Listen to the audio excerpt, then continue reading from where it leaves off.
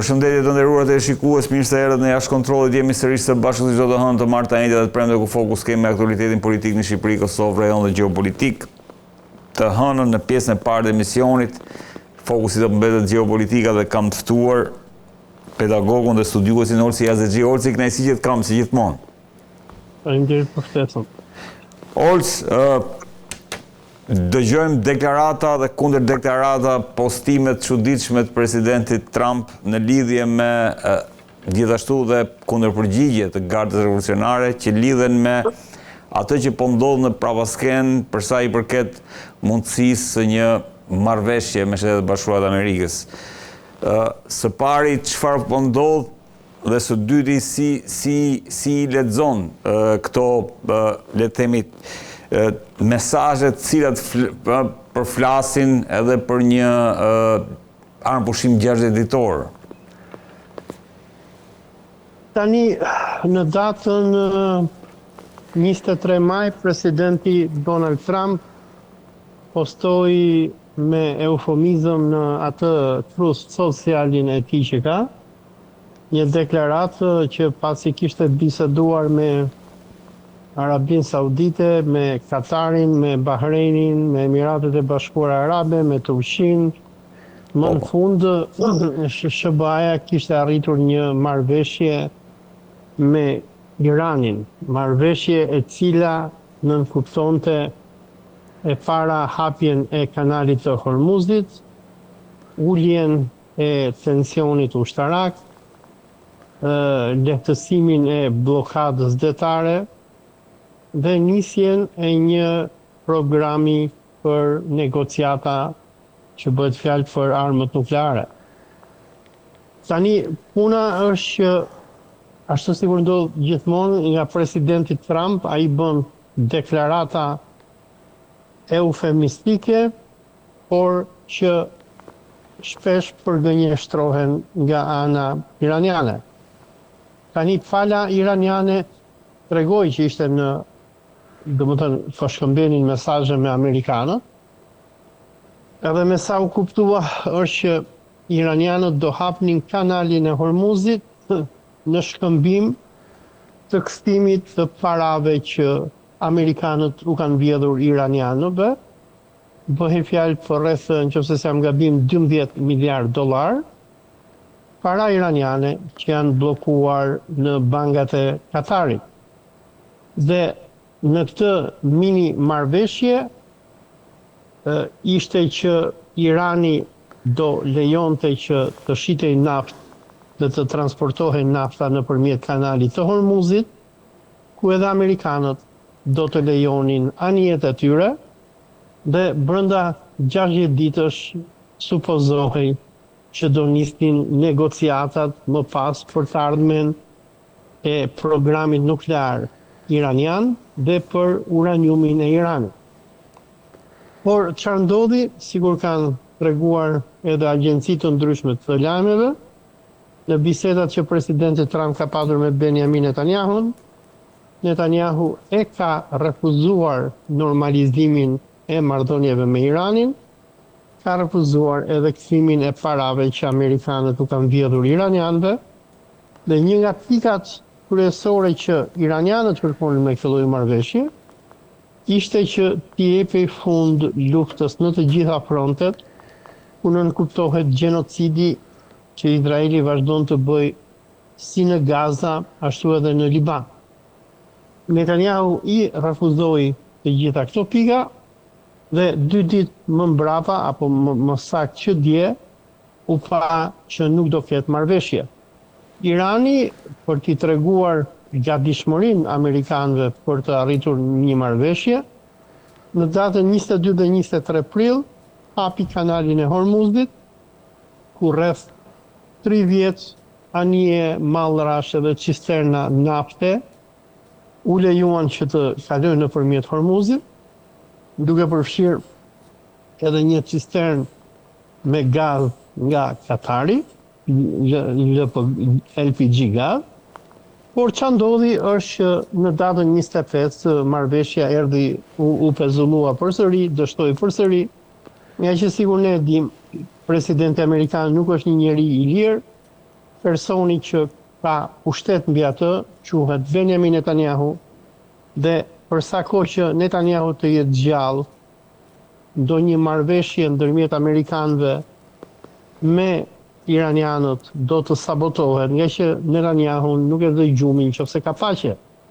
Por në anën tjetër kemi presionin global që po rritet kundër administratës amerikane.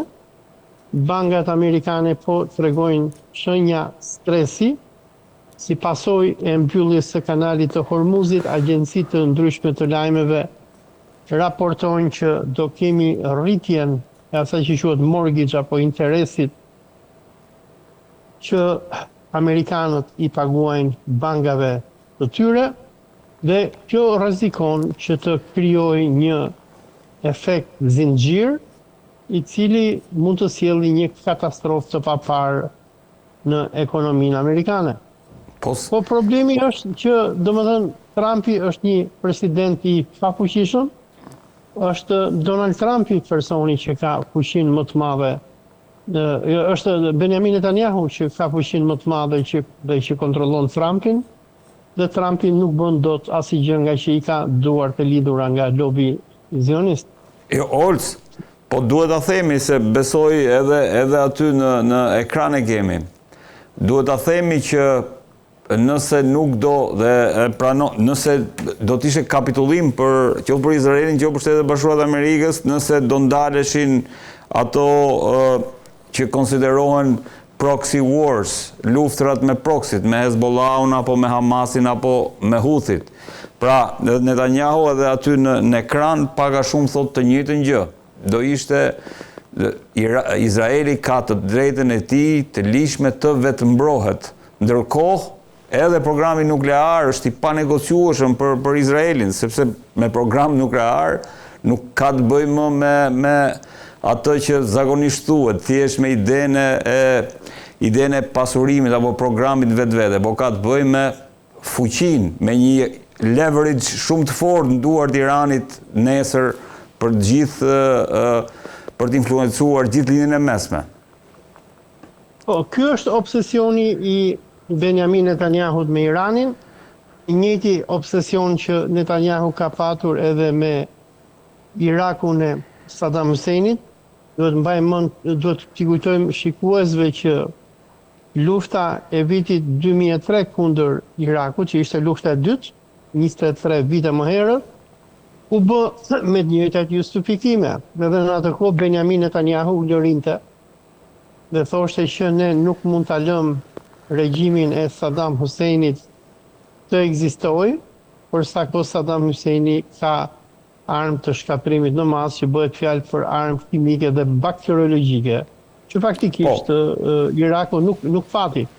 Dhe ashtu sikur atëre lobi zionist kishte krijuar këtë gogolin e armëve kimike dhe të shkatrimit mas ndaj Irakut, Netanyahu përsërit të njëjtën teori edhe për Iranin. Thotë që Irani ka armë të shkatrimit mas, Irani po prodhon bombën nukleare dhe ne nuk duhet ta ndalojmë luftën, sepse po ndaluam ne luftën, ky do të jetë kapitullim. Kush është filozofia mbrapa që në anglisht quhet innuendo? Innuendo është term në anglisht ku hajduti gjithmonë akuzon hajdutin, sigurisht hajdut. Filozofia mbrapa kësaj mund të kuptohet lehtë nëse dikush studion jetën politike të Benjamin Netanyahut. Dhe Netanyahu që në vitet 1988 i nxiste amerikanët për shkatrimin e Bashkimit Sovjetik si fillim, dhe më pas i nxiti ata për të shkatruar vende sikur Libia, Siria, Iraku, Irani, Sudani, Somalia. Nga që obsesioni i Netanyahut, cili na tregon në librin Lufta kundër terrorizmit, që ai boton në vitin 1995, është që Izraeli do të mbajë apartheid nuklear kundër botës muslimane. Dhe Netanyahu sigurisht thotë edhe në librin e tij, thotë ne nuk do ta lëmë botën islamike që të ketë armë nukleare, sepse po pati armë nukleare ne nuk e zhdugim dot atë. Pra, është një egërsi e kësaj bishës biblike izraelite, e cila kërkon që të zhduki me miliona njerëz, sikur edhe i ka zhdukur, sidomos pas asaj që njihej si lufta kundër terrorizmit që zionistët me presidentin Bush të dytin nisën pas sulmeve të 11 shtatorit, por sigur ka treguar edhe një studim i Universitetit Brown i vitit 2023, lufta amerikane kundër Irakut, Pakistanit, Afganistanit, Libis, Sudanit, Somalis, Libanit e të tjerë, bëhet fjalë për deri në 2023-shin, shkaktoi 4.5 milion njerëz të vdekur. Vetëm në Irak, si pasojë e ndërhyrjes amerikane, vdiqën mbi 1 milion njerëz. Këtu nuk s'kishim arritur akoma në gjenocidin në Gaza. Dhe Netanyahu e kupton që nëse vendet islamike sikur Irani do prodhojnë bombën atomike, atëherë nuk do ketë më gjenocid, sepse Izraeli nuk do të bëjë dot më ato që bën, që zhduk edhe vret edhe bën gjenocid, nga që atëherë do të ketë balancë sportash. Dhe në këto momente Netanyahu është i gatshëm ta djegë botën, t'i vëj flakën gjithë njerëzimit, të shkaktoj krizën, ndoshta nga krizat më serioze ekonomike globale që prej luftës së dytë botërore, krizë e cila do shkaktoj, sikur ka parashikuar edhe PMN-ja dhe organizatat të tjera, do të shkaktoj uri në vitin që vjen, ai që bushit në përgjithë botën nuk po arrin që të blejnë dot tjera kimike. Netanyahu nuk ka problem, si u vdesin me miliona njerëz, vetëm ai do që vendet islamike, sikur Irani, të thyhen, të rrëzohen regjimet dhe atyre mos t'i lejohet as material nuklear, por qëllime civile, nga që kjo për Netanyahun shihet si kërcënim, dhe i kërkon që vetëm Izraeli të posedojë armë shkatërimi të madh. Ndërkohë, Olc, ajo kthesa e menjëhershme e Trump dhe lajmi që ti përmende, postimi ku sipas ti ishim shumë afër një dilli, nga konspiracionist që dëgjojmë, domethënë paga shumë dhe me që jemi tek bomba bërthamore, u lidh me faktin që i vetmi opsion tashmë në tavolinë, sepse përballë realitetit në terren, mbetet opsioni bërthamor, çka do ishte apokaliptik për gjithë botën nëse do ndodhte. Si e vlerëson mundësinë, thash, nisur nga realitetin terren, pa fuqia për të realizuar objektivat nëpërmjet një operacioni ushtarak, dhe presionit, sepse duhet ta themi që do ishte kapitullim për Netanyahun, por edhe për Izraelin në momentin që do të arrijë një paqe në ato terma që diskutuam. Problemi është këtu që Netanyahu është prej kohësh duke i bërë presionet Trumpit që të përdori bombën nukleare kundër Iranit. Por Trumpi është ndërmjet dy zjarresh. Njëri është shantazhi zionist, ku zionistët i kanë dosje edhe një Allah e di se çfarë i kanë, që e përdorin atë si leck. Edhe në anën tjetër, Trumpi përballet me krizën globale, edhe me presionin që i bëjnë udhëheqësit e botës muslimane, të cilin ai e përmendi në tweetin e tij të datës 23 maj, vende që nga Katari, Arabia Saudite, Kuvaiti, Turqia e të tjerë, të cilët i kërkojnë, i thonë mos bë marrëzira, se përdorimi i bombës nukleare kundër Iranit mund të ketë efekte të paparashikueshme, e para. E dyta, ne nuk e dim se çfarë posedojnë iranianët. Iranianët ndoshta e kanë bombën nukleare. Dhe në qoftë se amerikanët do përdorin bombën nukleare, nëse edhe iranianët kundërpërgjigjen, atëherë i bie që do të shuhet mirëtimi. Por Trumpi nuk di çfarë bëj, domethënë Trumpi është, sigur i thot populli, tërhiq e mos e kfut. nuk di se ku t'ja bëj qefin. Lobi zionist, i cili e shantazhon dhe e kërcënon, apo interesave ekonomike të vendeve arabe, por edhe të vetë ekonomisë amerikane. Në Amerikë populli është i pakënaqur, sondazhet tregojnë Trumpin që është një nga presidentët më të urryer në historinë e Amerikës dhe ai me shumë probabilitet do t'i humbasi zgjedhjet e nëntorit, domethënë do t'i humbasin republikanët. Ai e di që në qoftë se kjo luftë kundër Iranit vazhdon apo lufta e sanksioneve vazhdon, në nëntor republikanët do të humbasin, demokratët rrezikojnë që të marrin Kongresin edhe Senatin, edhe në qoftë se ata e marrin Kongresin edhe Senatin, Trumpin do ta përzën me shkelma nga presidenca, do t'i bëjnë impeachment dhe mund ta rrasin edhe në burg. Dhe ai e kupton që është ndërmjet dy rreziqeve, dhe në anën tjetër është ndeshur me rezistencën iraniane, me faktorin gjeografik të Iranit, ku Irani qëndron në kanalin e Hormuzit. Ai e provoi me iranianët në 40 ditë luftë, ku shpenzoi, nëse s'jam gabim, që të erohet faktën hapur rreth 30 miliard dollar, duke përdorur të gjithë arsenalin e Amerikës dhe nuk i bëri dot atë gjë Iranit. Dhe ai nuk di çfarë bëj, domethënë ai është i dëshpëruar, ai është një person. Olsi, ndërkohë pash një manifestim dhe regjia duhet ta kem videon në Teheran ku qeveria zbulonte edhe atë raketën Hyper Shekan. Duhet ta kem aty regjia, ja ku është pas meje duhet jetë, ja. Pra në Iran vazhdon mbështetja për qeverinë, vazhdon rezistenca dhe thash përballë kësaj çfarë do të ndodhë, si e vlerëson? Trumpi domethënë ka arritur në një deadlock apo në një atë që zionisti Robert Kagan quante përpara 10 ditësh shahmat në ngushticën e Hormuzit.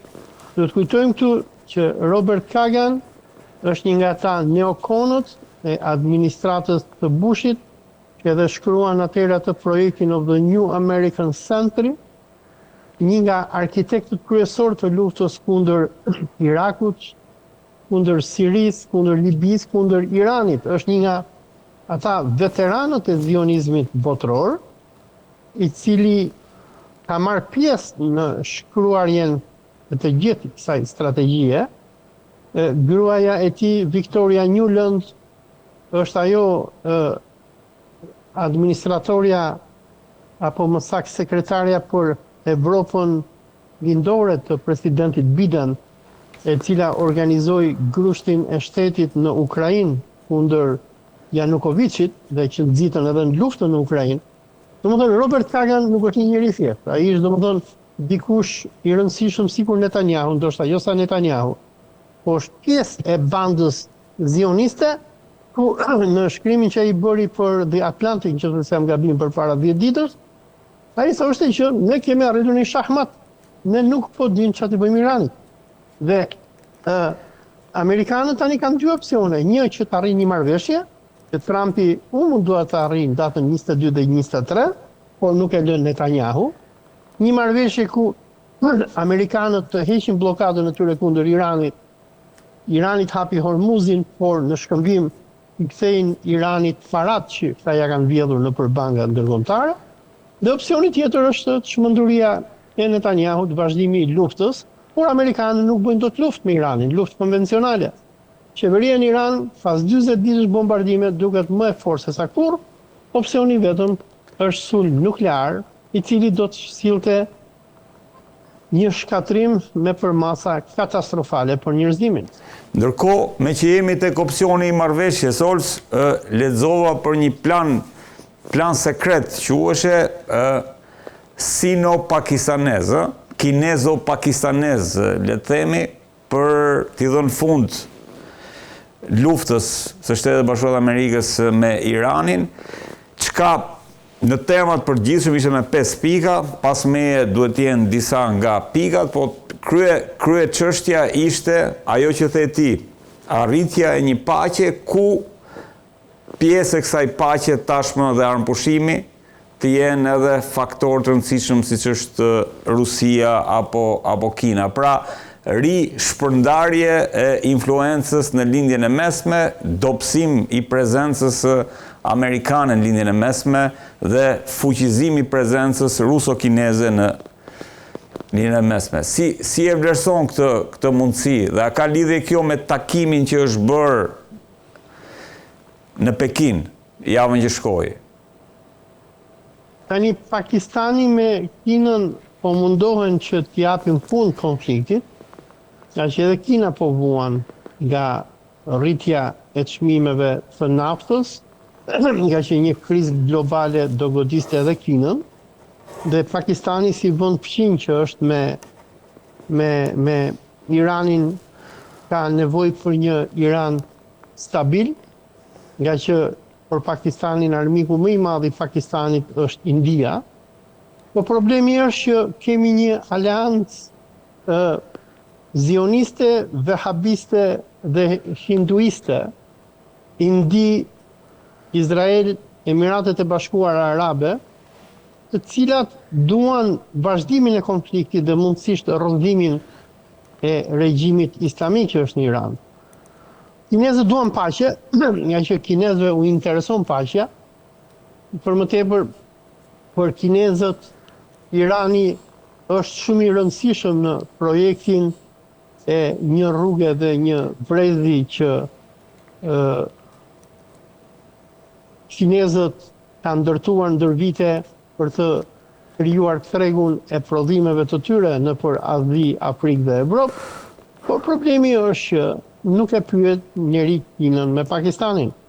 Për sa kohë që Benjamin Netanyahu është në pushtet, për sa kohë që në Amerikë nuk ndodh një revolucion dhe të përmbyset regjimi zionist që sot e kontrollon Amerikën, ne do vazhdojmë që të shohim luftra pafund.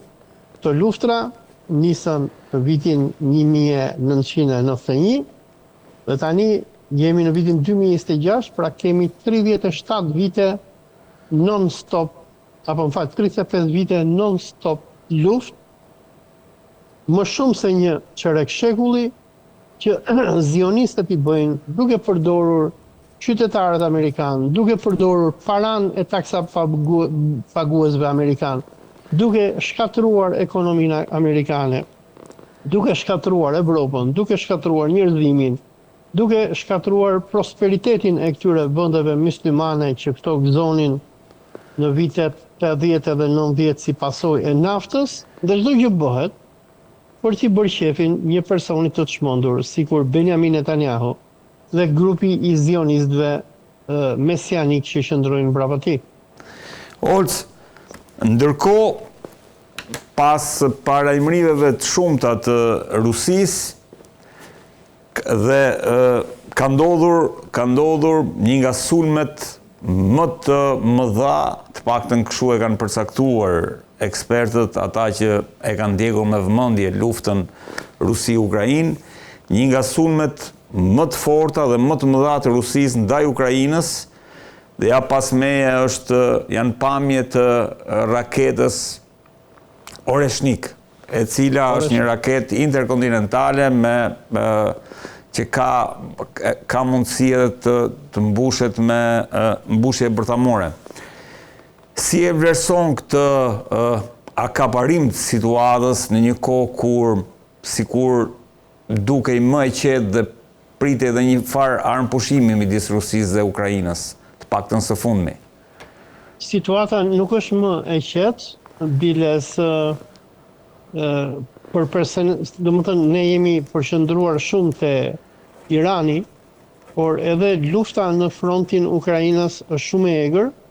Datën 23 maj në darkë ukrainasit goditën një hostel me student, dormitory sikur quhet në anglisht, në Luhansk, rajonin që Rusia ka aneksuar nga Ukraina, ku në këtë sulm, i cili u bë me drona dhe me raket, ukrainasit vran 21 civil, shumica e tyre ishin vajza të reja që ishin studente. I përballur me këtë lloj sulmi kaq tegër edhe brutal, presidenti Vladimir Vladimirovich Putin nuk ishte opsion tjetër dhe Këshilli i Sigurisë Kombëtare Ruse vendosi që do të përgjigjej ndaj këtij sulmi që u bë, dhe Rusia goditi me rreth 90 raketa dhe me qindra dron, qendra të ndryshme ushtarake në Ukrainë, ku ndër të tjera do të sulmohej edhe Kievi, ku nga fotot që kemi parë ne, rusët goditën me raketa hipersonike dhe balistike, ndër të cilat u përdor Oreshniku, u përdorën Kinzalët, dhe u përdor edhe ajo raketa tjetër Iskandar, ku goditën objekte ushtarake.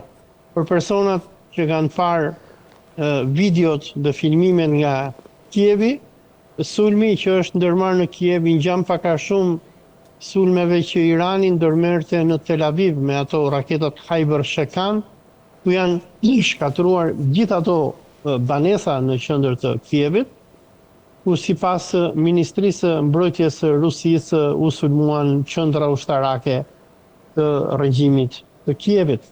Po dua të them që lufta nuk po përfundon, dhe lufta ka hyrë në një fazë shumë kritike, ku javën e kaluar ukrainasit kanë goditur rafinerinë e Jaroslavit dhe shumë rafineri dhe depozita nafte të Rusisë, ndërsa javën e kaluar u godit edhe Moska në një nga sulmet më spektakolar në historinë e Moskës që nga lufta e dytë botërore, dhe lufta është shumë e egër.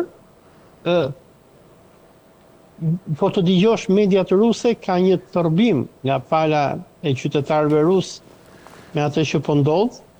Shumë strateg ushtarak, analistë nëpër media kërkojnë që Rusia të përdori bombën nukleare.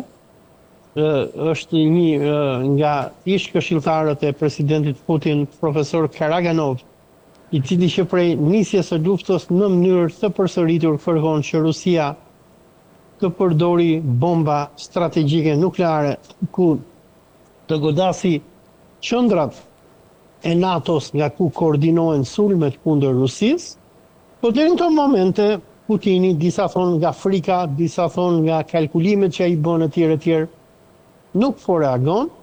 Po duhet kujtojmë që javën e kaluar Rusia së bashku me Bielorusin kryen së bashku shtërvitje nukleare ushtarake, u ngritën raketa dhe u stimulua një sulm nuklear nga ana e Rusisë kundër kundërshtarëve të saj. Pra lufta është shumë kritike, është shumë e keqe, dhe për më tepër me ndihmën e MI6-it britanik e CIA-s amerikane, ukrainasit po arrin disa suksese spektakolare, nuk po mbetet rafineri në Rusi pa u goditur nga dronat Ukrainës. Disa drona janë edhe long distance që fluturojnë me mijëra kilometra, dhe Rusia në mënyrë të vazhdueshme po dështon që t'i kapi këtë dron. Ndërsa rusët bëjnë avancime dhe kontrollojnë rajonet e Donbasit, të cilat i kanë pushtuar që nga viti 2021, dhe ukrainasit nuk kanë çfarë t'i bëjnë rusëve në Donbas. Rusia me sa duket është duke posuar një disfat të papar nga sulmet me dron, të cilave asnjë armat nuk ka çfarë t'i bëjë. Domethënë, ajo që po i ndodh Rusisë në këto momente, për ata që ndjekin lajmet nga Libani, Izraeli ka pushtuar Libanin e jugut dhe është duke rrafshuar qytete dhe bërë masakra për ditë, sërish Hezbollahi me sulmet me dron po i shkakton Izraelitëve sulmet fapara. Nuk e di se çka ka po përsëritet Dori, nuk e di. Po, regjia, e shikon regjia. Po. Ndërkohë, Olc, si e shikon përveç se opsionit që ju sugjeruat, apo ish këshilltari Putin Karaganov sugjeroi që ishte opsioni i përdorimit të bombave taktike nukleare, si e vlerëson mundësinë e një përplasje të Rusisë me Europën në një kohë ku ajo stërvitje për cilën ti ju referove aktualisht mblodhi rreth 470.000 ushtarë pikërisht në kufi me këto vende. Si e shikon mundësinë që kjo përplasje të kthehet në një përplasje Rusi-Europë, apo Rusi-NATO në rastin konkret, sepse ato janë vende që janë NATO dhe këtë duhet ta themi. Probabiliteti është shumë i madh. Do të dim disa fakte. E para, Evropa po militarizohet në mënyrë agresive. Vende sikur Polonia, Çekia, Gjermania, Britania e Madhe, Franca, kanë rritur industritë e tyre të luftës. Vende sikur Gjermania, të cilat që prej luftës dytë botërore ishin detyruar që të mos ndërtonin më kurrë ushtri, tani në Gjermania është duke u militarizuar me ritmet ndoshta të luftës dytë botërore. Dhe Gjermania, sigur edhe kanë deklaruar politikanët e saj, në vitin 2030 parashikon që të jetë e gatshme për luftë. Britanikët janë duke u militarizuar në mënyrë agresive dhe me sa duket, sigur duket punët herët apo vonë, ne do kemi një luftë masive në Evropë ndërmjet Federatës Ruse edhe NATO-s. Se kur do ndodhi ky moment, nuk e dim. Britanikët që përdorin ukrainasit vazhdojnë që t'i provokojnë rusët me forma nga më të ndryshmet, që rusët të përgjigjen me një sulm taktik nuklear, ku më pas ndoshta britanikët të përdorin Gjermaninë apo Ukrainën për të goditur me bombë nukleare Moskën dhe qytetet e tjera të mëdha të Rusisë. Dhe me sa duket edhe me sa unë kuptoj, ndoshta kjo është një nga arsyet pse Putini po ka frikë që të përdori bombën nukleare. Në luftë konvencionale, rusët nuk po arrin ta mundin dot Ukrainën, që do thot NATO-n, sepse Ukraina nuk është Ukraina është një përmbledhje hajdutrish me krye Zelenskin, po mbrapa Ukrainës qëndron e gjithë NATO-ja, dhe britanikët janë duke bërë atë që kanë bërë historikisht, që nga koha e luftës së Krimes të vitit 1853, ku do fusnin në luftë dhe do mbështesnin Osmanët kundër rusëve, e deri sot e kësaj dite, që apo edhe gjatë luftës dytë botërore, ku në një farë mënyre e motivuan Hitlerin që të sulmonte Bashkimin Sovjetik, ata janë duke bërë të njëjtën gjë dhe sikur duken punët herët apo vonë, ne do të kemi një përplasje të madhe ndërmjet Rusisë dhe NATO-s, dhe kjo përplasje rrezikon që të ketë përplasje nukleare. Nga që sikur po shikohet deri në këto momente, Rusia po lodhet, Rusia po dëmtohet në mënyrë masive dhe populli rus thjesht do një luftë finale kundër NATO-s. Olc, ndërkohë, sa lidhet kjo me vizitën e fundit të presidentit Putin në Pekin? Vizita e presidentit Putin në Pekin tregoi pak a shumë dëshpërimin ku është Rusia në ditët e sotme. Rusia ka nevojë për Kinën. Vizita e Putinit që erdhi rreth një javë pas vizitës së Trumpit tregon që Xi Jinping është kthyer në perandorin e globit dhe Kina është kthyer në mekën e gjithë njerëzimit, si pasojë e dragojit teknologjik ushtarak kinez. Rusia, e cila në vitet 2002, kur sapo erdhi Putin në pushtet, edhe ndërronte që t'i bashkangjitej NATO-s, dhe Putini ishte ai që i mbështeti dhe i toleroi dhe i ndihmoi amerikanët në luftën e tyre kundër Irakut e të tjerë. Tani historia është ndryshuar, domethënë, dhe Kina është kthyer në qendrën e botës. Putini shkoi menjëherë në Pekin pas vizitës së Donald Trumpit, por kuptohet që marrëdhëniet e Putinit me Xi Jinpingin janë shumë herë më të mira se sa marrëdhëniet e Donald Trumpit. Në deklaratat e përbashkëta që rusët edhe kinezët lëshuan, ata dënuan ndërhyrjet ushtarake amerikane në përbot, nxjerrimin e NATO-s, sanksionet perëndimore kundër Kinës edhe Rusisë, ndryshimet e regjimeve dhe në anën tjetër u nënshkruan mbi 40 marrëveshje bashkëpunimi ndërmjet Rusisë dhe Kinës në fushën e energjisë, tregtisë, inteligjencës artificiale, medias, edukimit, financës e tjerë e tjerë. Por për personat që mund të shohin këto marrëveshje që janë nënshkruar, pak a shumë Rusia nga një superfuqi botërore që ka qenë tani po kthehet në një farë Arabie Saudite numër 2, por në këtë rast për Kinën. Rusia po i kërkon blek Kinës që të mbarojnë atë që njihet si linja e gazit që quhet fuqia e Siberis 2, e cila do sjellë gazin nga Rusia në Kinë nëpërmjet Mongolisë. Rusët duan sa më shumë juan kinez që të përfitojnë nga teknologjia kineze dhe duan që të eklipsojnë pak a shumë këto vendet e lindjes mesme në lidhje me furnizimin e Kinës me gaz edhe me naftë.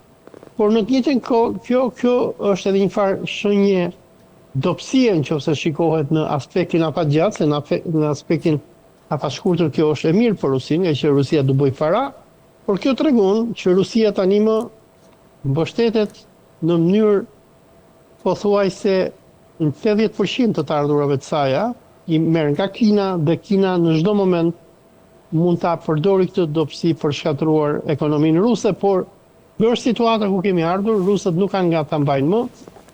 Evropa, e cila për Rusinë ishte aleati i saj natyror, është radikalizuar si pasojë e xhelozisë anglo-amerikane dhe për Rusinë në këto momente Kina është pak a shumë sigurisht për Shqipërinë në vitin 1966, kur udhëheqja e Enver Hoxhës dhe Mehmet Sheut e shikonin Kinën si vllai i madh i cili mbante me bukë Shqipërinë. Olc, të falenderoj shumë për komentet. Faleminderit për ftesën. Kënaqësi që të pata. Në këtë pjesë të emisionit është bashkuar me mua Denis Minga, koleg gazetar pranë Report TV-s. Denis, kënaqësi që të kam. Përshëndetje. Poli Hoxha, drejtori alfapress.al, Poli, kënaqësi që të kam. Avokati Marsit Gubi. Marsit, kënaqësi që të kam. Do ta nisim me një insert të regjia, pastaj do kthehemi më një herë në studio. Mendoj se e shtuna ishte një nga ditët më të ndritshme të demokracisë në Shqipëri, që ka mbetur vetëm në opozitë. Unë të shtunën kam një mirënjohje të pafund për të gjithë ata të cilët ju përgjigjen pas një propagande agresive të pafund të mafjes shtetërore, pas përpjekjes për infiltrim të eksponentëve të botës së krimit nga Edi Rama, pas përpjekjes për të përballë këtë garë me të përdalë politik të cilët pasi kanë ikë nga PD-ja, kanë krijuar në parti tjera, kërkojnë i sillte Edi Rama të kandidojë e tjerë më radhë. Pra, ajo ka qenë ditë e historisë. Tani për sa i përket urimeve, kam marrë urime nga miqtë mi, pres urime, por të jemi sinqert, nuk mund të them se unë jam nga ata që çoj shumë urime. Kështu që në këtë rast ka një lloj reciprociteti, domethënë të jemi hapur. Poli, u përmbyll dhe procesi i referendumit, zgjedhjeve, votimeve, se ka marrë mjaft emra ky proces që duhet Partia Demokratike. Jo referendum. Referendum Në flet votimi ka qenë vot besim. Vot besim, dakor. Kështu e ka pasur. Tani zyrtarisht po thua. po te fleta ka qenë vot besimi për kryetarin e partisë. Ka qenë shkruar, nuk është se e shpika. Dakor. E shpiku i gazetari apo analisti. Aty është vot besim. Dhe ka një gjë, meqense pastaj ja fjalën Polit. Vot besimi, sipas statutit të PD-s bëhet vetëm pas humbjes së zgjedhjeve lokale. Pra, kjo është, si thua, lidhja me statusin e PD-s. Në zgjedhje të kryetarit të partisë duhet ishte referendum, në fletë është shkruar vot besim, ka që thjesht. Po merre një fletë, nxirre një nga ato fletë votime dhe po se ke vot besim. Po nxirre një fletë votimi. Pori, si e shikove këtë procesin e mbajtur ditën e shtunë nga ana e Partisë Demokratike? Shkoredi është shumë e vështirë tashmë, është bërë shumë e vështirë që të analizosh këtë lloj PD-je dhe këtë lloj leadershipi dhe zotin Berisha, sepse jemi futur në një rafsh të iracionales. Edhe kur e dëgjon Berishën, edhe kur shpikin referendume, edhe kur justifikojnë çdo gjë, në fund sot arriti tek Zoti. E kam thënë, ato kandidosh, vuri Zotin të parin, pastaj demokratët. Kështu që ashtu si Edi Rama që sot ishte kthyer në misticist, Zoti Rama tha, ka qenë mistik gjithmonë. Po, tha 184 vitori na infrashi, ka diçka mistike këtu që dhe ne po futemi në Europë. Ata kanë qenë vërtet misticist rilindasit, por ishte shekulli i 19. Tani çështja është që të analizosh këtë që po ndodh në Partinë Demokratike, nuk pi më ujë. Nuk pi më ujë, sepse njerë, gjëja e parë është që kjo lloj partie nuk pranon më realitetin dhe nuk pranon më të ta kthej nga vetja asgjë. Sot e dëgjuam zotin Berisha që doli në konferencë shtypi, jo për të folur për zgjedhjen e tij, si u zgjodh, a ekziston fjala referendum në status që nuk ekziston, etj, por doli për të mallkuar, për të pështyr, për të thyer pasqyrën. Dhe gjithë konferenca e shtypit ishte kundra mediave. Dhe çoi dhe përqindje 90%. E kupton, 90% e mediave tha, në Shqipëri tha, janë mamuthër, janë mafje, fjalës së lirë, etj.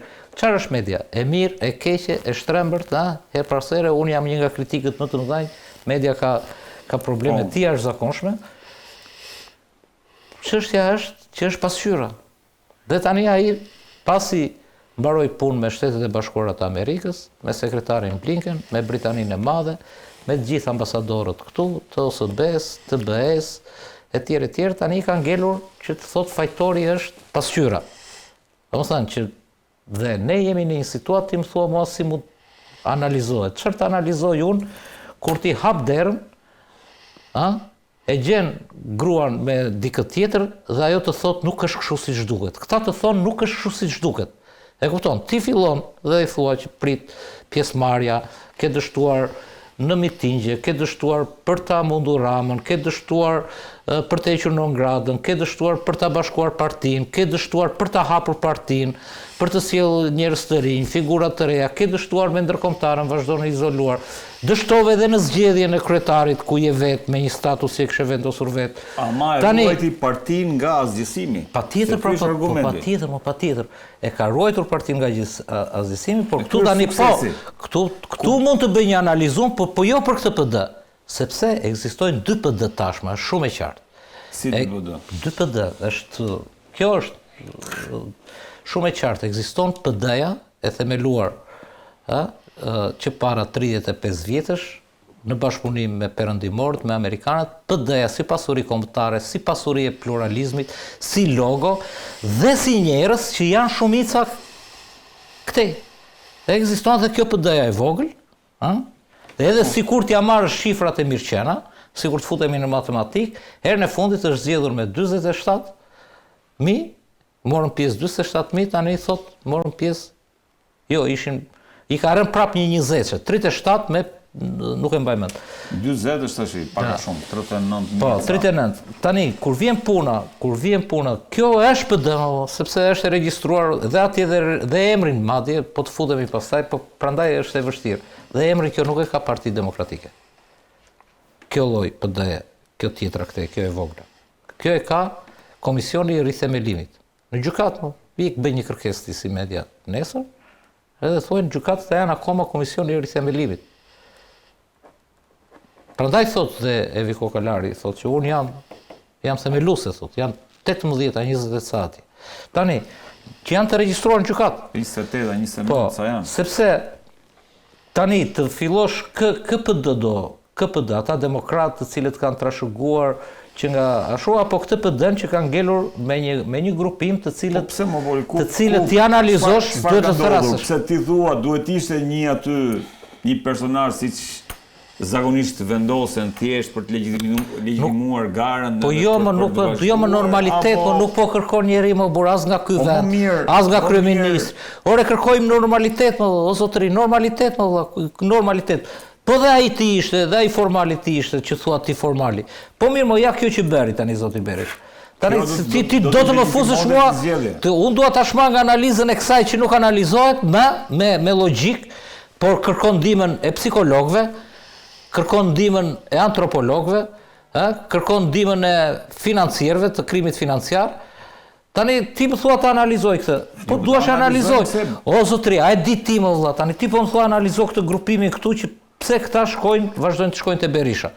Do të analizojmë këtë. Unë po të them, ka patur një studim për vendet diktatoriale dhe duke përfshirë dhe kohën e Enver Hoxhës dhe ka rezultuar një gjë që akoma si kanë dhënë dum, që njerë të çmendurit në spitalet psikiatrike nuk shanin Enverin. Nuk e shanin. Fol me mjek që kanë punuar psikiatër në kohën e Enverit, çfarë do lloj gjë e thoshin atë? Tani këta ishin të çmendur apo bënin si të çmendur? Ishin idiot apo iqeshin si idiot? Unë nuk e analizoj dot këtë, duhen specialist. Këtu do më thënë që pse Sali Enveri e ke parasysh është e kupton, komunikon vetëm me Zotin dhe është me mision. Dhe aty nuk lejohet njerit edhe jashtë oborit. Neve si media ai thot jeni mafje thot. Po më kritikohet mua. Tani si është situata që ta kuptosh? Situata e kësaj partie është ajo që ka qenë më vëlla. Ajo që ti vetë Red Varaku ke refuzuar edhe në biseda me mua, domethënë këtu në këtë studio, dikur apo dhe jashtë ta pranosh që kjo rikthimi, çdo gjë kthehet tek fillesa, ka një fillesë. Fillesa është që zoti Berisha në të drejtën e vet, bravo i qoftë madje për energjinë, për fuqinë, për shpenzimet, për ata që e kanë përkrahur, për ata miq që i kanë qëndruar, për këta besnik që i kanë qëndruar, e nisi për të mbrojtur veten dhe familjen e vet, për të mbrojtur nga ana e trashëgimisë politike, për ta mbrojtur nga ana e pasurisë, se ka 25 pasuri zoti Berisha aty, të sekuestruara të familjes për çështjen Partizani. Për ta mbrojtur dhe sidomos nga rruga penale, ku është? Kjo është zanafilla po thua. Po ajo është zanafilla për të marrë tani ti më thua mua ti se di Berisha si bëhet PD. Jo, unë them edhe fituse. Po pse s'është të mbroj PD-n nga një non grata e lobuar me para korrupsioni. Po pra, dakor. Si të mbroj PD-n? Po nuk është shpallur PD-n. Spak që është mash në duart e kryeministit, kjo është narrativa e PD-s. Ore ta kanë thënë 100 termo. Jo, kjo është narrativa. Ta dinë dhe demokratët, po nuk ka as PD, as një demokrat të vetëm, madje edhe atje lart. Në enturazhin e tij të shpallur non grata. S'ka asnjëri të shpallur non grata. Nuk ka asnjë demokrat, nuk ka një PD në SPAK apo në gjykat. Është vetëm zoti Berisha. Tani mënyra, teknikalitetet dhe ekstra statuore, ekstra ligjore, tani qa pret ti, ne abitemi neve se ky mban vendin e kryetarit me, pa ti shikote, a jemi të fillesat, ty partina i vajti të ta merte me humo, me koka dashi, ti pret tani që për një gjë që e ka aty, do më thënë të bëj gare, të bëj këshu. Dhe e fundit fare, me që ti e ke shumë qef që ta dhe bën mirë që e mbron, edhe unë po të isha në pozitët e tua do të mbroja, a dolën 2% që kishin votuar kundër? 2 apo 4? 2 po t'i quaj, 2.5. Kush i përfaqëson këta 2.5 atje? Flet votimi është, Denis. Po, jo, ja ku ke vot besimi për kryetarin e PD-s-s, ulë poshtë. Vot besimi, po. Pra, nuk është referendum, është vot besimi. Nuk ka lidhje më këto po lidhje, po as kjo nuk është në status, as vot besimi. Jo, është vot besimi. Po është për lokalet. Po lokale pra këto të thash. Mi pas ishin, jemi pas kësaj, për lokalet s'bëri fare. Po jo bëri një. Po bëri me kështu me dorë, nuk ishte me po këshill. Tani, të 2% kush e përfaqëson? Po i jap më të ulën. Kush do ta përfaqësojë? Se thaj do t'i bëjmë shënim, tha. Ata që kanë qenë kundër, tha, do t'i bëjmë shënim për çfarë? Do i diskutojmë. Tani prit, ta mbaroj. Po. Në qoftë i referohemi ligjeve zgjedhore të Shqipërisë kodit, në Shqipëri pragu është 1%. Çdo parti që kalon 1% në të gjithën, po dhe këtu nëse zbatojnë te partia, këta që kanë marrë 2% duhet t'ju jap zyrë dhe financë nga torta që marrin këta nga nëse do ishte, po. Po jo, duhet ta zbatoj, duhet të dalë, po kë do nxjerrë që të përfaqësoj 2%-in. Kush janë më këta 2%? Se s'janë pak 2% për mua, në një parti ku zoti Berisha është zot, është mbret, 2% për mua është shifër shumë e lartë, ti thua 4. Aq më keq. 4 më duket po. Marsit, si e pe ditën e shtunë? Shikoj di, çfarë mendon se do të prodhoj kjo ose diskutojmë më vonë? Unë gjykoj faktin politik me parimet e real politikës. Forcë, strategji edhe aprovim. Çfarë thotë kjo? Do të thotë që në një përplasje fiton gjithmonë ai që është më i fortë. Dhe nuk është gjë tjetër opinioni mbi forcën, edhe është gjë tjetër cila është forca. Në çfarë sensi e them? Fusha ka qenë e hapur dhe ne e dimë që aty brenda edhe jashtë asaj partie, narrativ ose në ekzil, quajeni si duash, ka shumë që pretendojnë në atë front. Brenda partisë dihet që zoti Gazmend Bardhi, zonja Erida Tabaku, zoti Flamur Noka, zoti Belin Klliçi, të paktën janë pretendent. Po. Të gjithë ta nuk guxojnë të dalin sepse presin që i ditë të hapa ai partinë. Do jo t'ia marrin. Ndërkohë që nuk kanë kuptuar që në politik froni ose pushteti merret, nuk të vjen asnjëherë vetë. Madje pushteti shqiptar të shkojë tek ai që e kërkon dhe që përgatitet, se është tjetër gjë ta duash. Edhe është një libër shumë i bukur i Elias Kanetit, Masa dhe pushtetit titullohet, në cilin ai thotë që ka njerëz zakonshëm që mund të jenë thotë fermer, mund të jenë agronom, që po ti pyesësh në raport me rregullat e pushtetit ta thonë shumë mirë si merret. Mirë po thotë ai fakti është që ata s'janë asnjëherë në pushtet. Strategjinë mund ta kenë në mënyrën më perfekte, si duhet, si ashtu. Dhe nga njëherë kjo, nga njëherë domethënë pjesa materiale, po s'patet pjesën procedurale që ti mund të lush shumë mirë futboll. Po s'të është dhënë asnjëherë mundësia që të lush në një fush. Mundisht të bish pianos, po s'të është dhënë mundësia dash në një kompeticion. Je jo vizibël. Dhe në këtë rast asnjë nga këta nuk guxon. Domethënë këta pretendojnë që ai që është i fortë, iki nga gara, që ai thotë më lejo mua duke qenë unë pasaj më i fortë të konkurroj me këta që i kanë më dobët. S'ndodh kështu. Jo, s'ka logjik, po. Ata që e kanë pretenduar PD-n, që janë jashtë, zonja Kokalari, zoti Basha, zoti Saliani, nuk kemi parë që të bëjnë ndonjë tentativë të madhe që realisht të ndalojnë revanshën. Tregojnë forcën. Dhe forca tregohet duke krijuar grupime, ekipe me narrativ, duke dalë, duke qenë prezent, duke sulmuar, duke marrë masën. Duke blokuar këto zgjedhje. Po në çdo qendër. Shikoj se unë kam shprehur, unë jam jurist, unë jam socialist, por vetëm në politikë nuk prodhohet fuqia politike me akte. Nuk prodhohet dot, e kemi parë, ka treguar gjithë historia e njerëzimit. Me dekret nuk prodhohet dot pushteti. Edhe vetëm mbreti tek fëmijët e tij nuk e zgjidhet dot pasardhësin, sepse pasardhësi bëj mbret ai që kishte më shumë aprovim nga masa, pavarësisht dëshirës që mund kishte sultani, mbreti, perandori, dhe ka treguar historia, këto janë fakte natyrore të natyrës vetë pushtetit. Pushteti ka natyrën e tij. E njëjta gjë në Shqipëri, se unë gjë narrativa që jo kjo, jo ndërkombëtarët, jo institucionet e gjykata nuk e prodhon dot as gjykata pushtetin. Ke parë ndonjëherë që ne vetim gjyqësor përcaktoj kush është më i pushtetshëm? Që thotë gjykata që zoti Redvaraku është njeriu më i pushtetshëm brenda Partisë Socialiste ose Partisë Demokratike. Jo, e tregon shumatorja e njerëzve që ndjekin.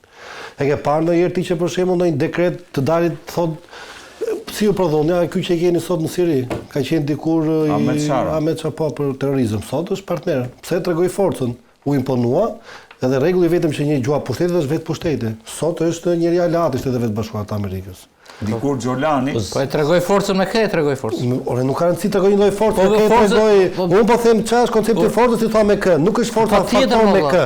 Patjetër, Berisha tregoi forcën me gjithë pretendentët e tij që se bën me kë, që e pretendojnë PD-n. Berisha e tregoi, tash është fakt. Ai kishte kartë, si i tha Zelenski Trumpi, s'ke kartë au djalosh.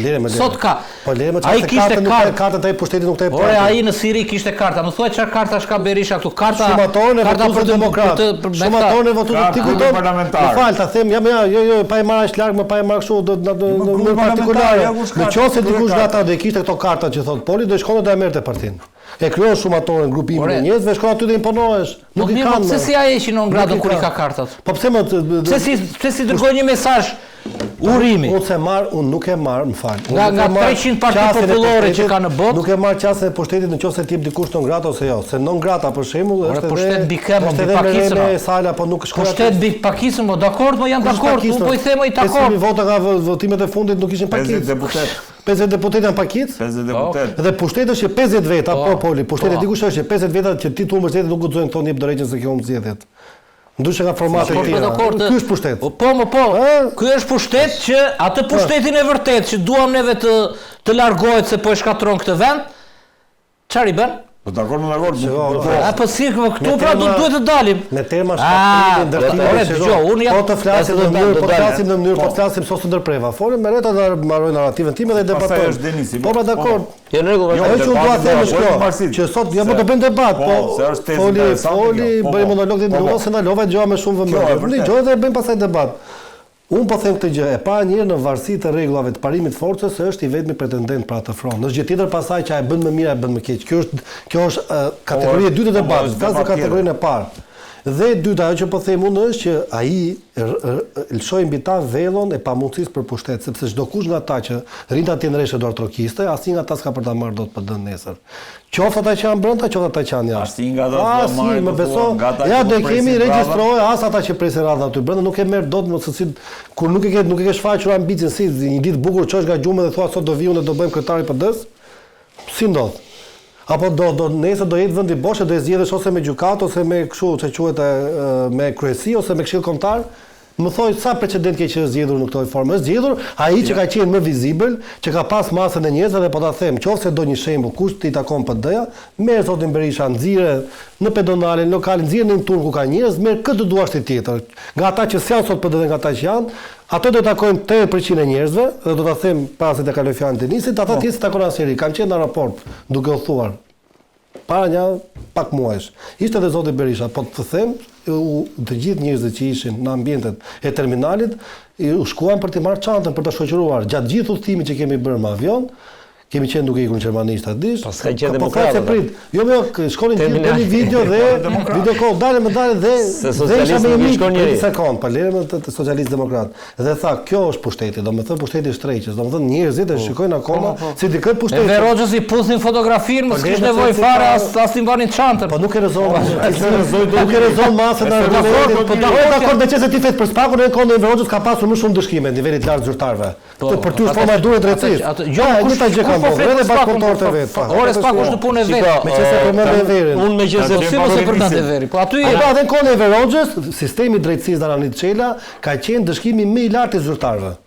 Ore po ishte e partisë, po. Kështu që po, Denis, ta gjë me Everin. Shiko, analiza për PD-n është shumë e thjeshtë, domethënë më pak se 2 fjali mund ta ezaurosh çfarë është PD-ja sot. Po unë do ta shtrija pak më tutje se çfarë është sot sistemi politik në Shqipëri. Çfarë është PD-ja sot? Me një fjali se ezauron do të shkojë. Një parti që forca më e madhe opozitare. Një parti e zakonshme që nuk vjen dot në pushtet. Nuk e shikoj dot kështu.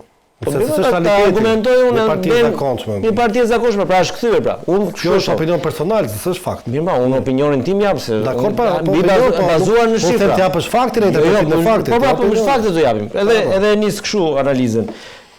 Ne kemi sot për fatin ton case si shoqëri, si politik, kemi prej disa vitesh ekzistencën vetëm e një partie politike në Shqipëri, që ka mundësi të marrë pushtetin, se ka 100 sa parti, po ne po themi parti real. Po tash kjo si thua se mediat në Shqipëri janë gjithë zakonshme se kanë njëtet pronar. Jo, pritmo ta mediat shqiptare janë zakonshme se kanë vite që kanë njëtet pronar. Do më lësh dhe mua ta bëj dy fjali pastaj bëje debatin.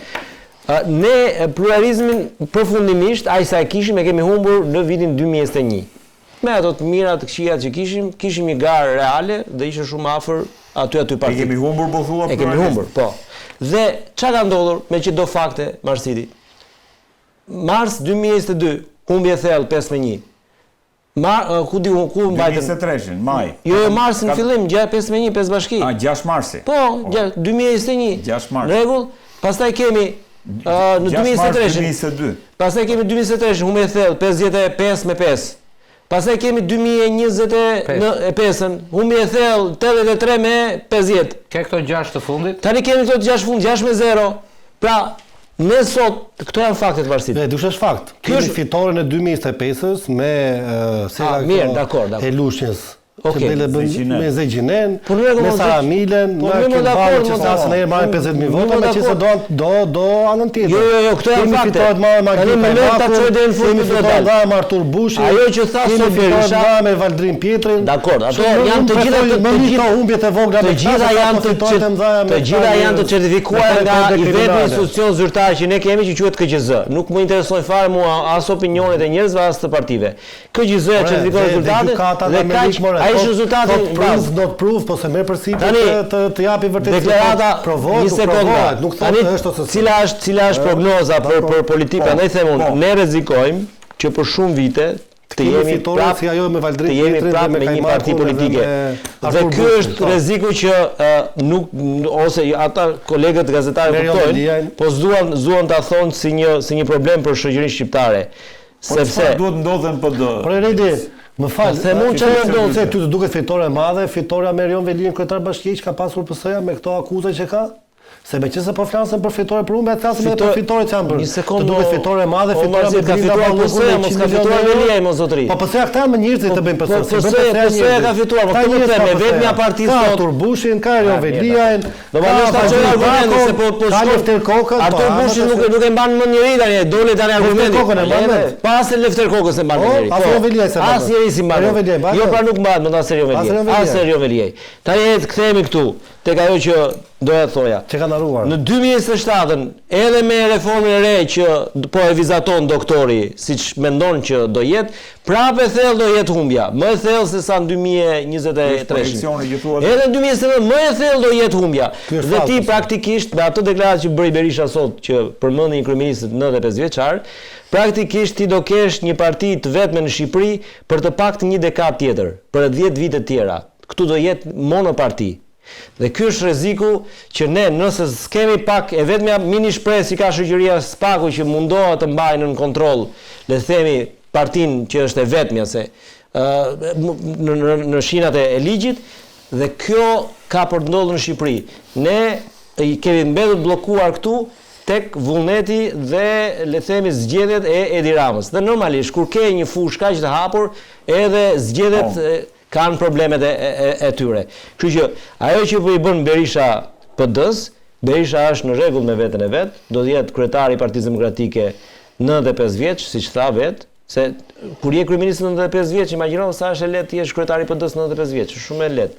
Kështu që por Partia Demokratike nuk vjen pushtet, ky është problemi. Do jetë e njëjtë, prandaj i thash Marsit, do jetë e njëjtë si partia e Gronshejait, si partia e Adriatic Klabajt, si partia e Ilir Metës, pra demokratët. Po mirë, dakord, unë them, kjo është analiza. Pra, unë për fat keq po e them ndonjëherë, Shqipëria pas 2021-shit është kthyer në një vend një parti. Sali Berisha kur është i vetmi ka pushtetin e shumicës në 2021-shin Berisha duhet ikte nga PD-ja, bënte betejën e vet legale siç tha me Shtetet Bashkuara të Amerikës dhe me Britaninë. Edhe kaq, sepse në PD-ja nuk do ishte çar, u bë Lesheli. Mund mos ishte Luli, se s'është çudi, edhe Luli mund të kishte ikur, të ishte Agronshem në kryetar partie, ose ku di unë Barkadilli më kryetar partie. Se s'është ndonjë hata e madhe.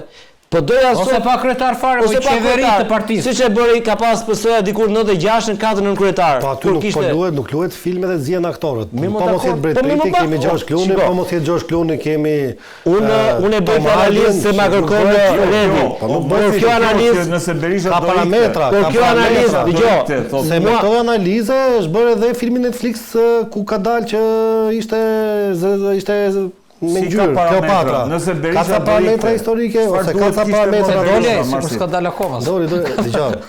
Ka diçka. Kur Shtetet e Bashkuara të Amerikës shpallin, një grupim të caktuar e merr ai që ka shumatoren e njerëzve, numrave, dhe nuk ndërtohet analiza, ky e ka, po shikoj se po di ky tjetri. Pritse ngatrove Kleopatrën me Elenën e Trojës. Po me Elenën. Po mirë. Po se Kleopatra ka qenë çik zeshkane, prandaj kështu që. Jo, Elenë e Trojës. Do e kontrast. Po dakor te, se desha të bëja debatet. Tani, nuk ndërtohet narrativa politike me idenë sikur të ishte ky, me fakte me sikur është, fakt analizë dhënë. Deri në momentin që flasim, ora është gjithë na pëlqen, s'na pëlqen, ne do analizojmë faktin që ndodh, nuk do të themi s'na pëlqen. Se po na pëlqente, mbase mund na pëlqente që të vinte edhe në një kështu shpresë re, ai i ri ose e re 25-26. Jo më thjesht më respektoni edhe statutin që ka shkruar vetëm. Përveç se pastaj fitonte dhe zgjidhte kushtet e ke një nen, pse nuk e zbaton, kaq që thjesht. Jam dakord, po nuk e ngrin dikush, e diti që edhe në gjykatë që konstatohet një palishmëri duhet të ketë që legjitimohet ta reprezentimin se ngre asnjë nga ata. Po mirë, në rregull është. Bravo, i qoftë që i dominon. Nëse Berisha do t'i jap krah PD-s, po për letri vet ai, s'ka problem për mua, s'është ndonjë problem. Ideja është këtu. Ajo që i duhet Berishës, mendoj që është që parti me kryetar të vjetër, po parti me struktura dhe me organe të reja. Pa domethënë do të prodhoj leadership të ri.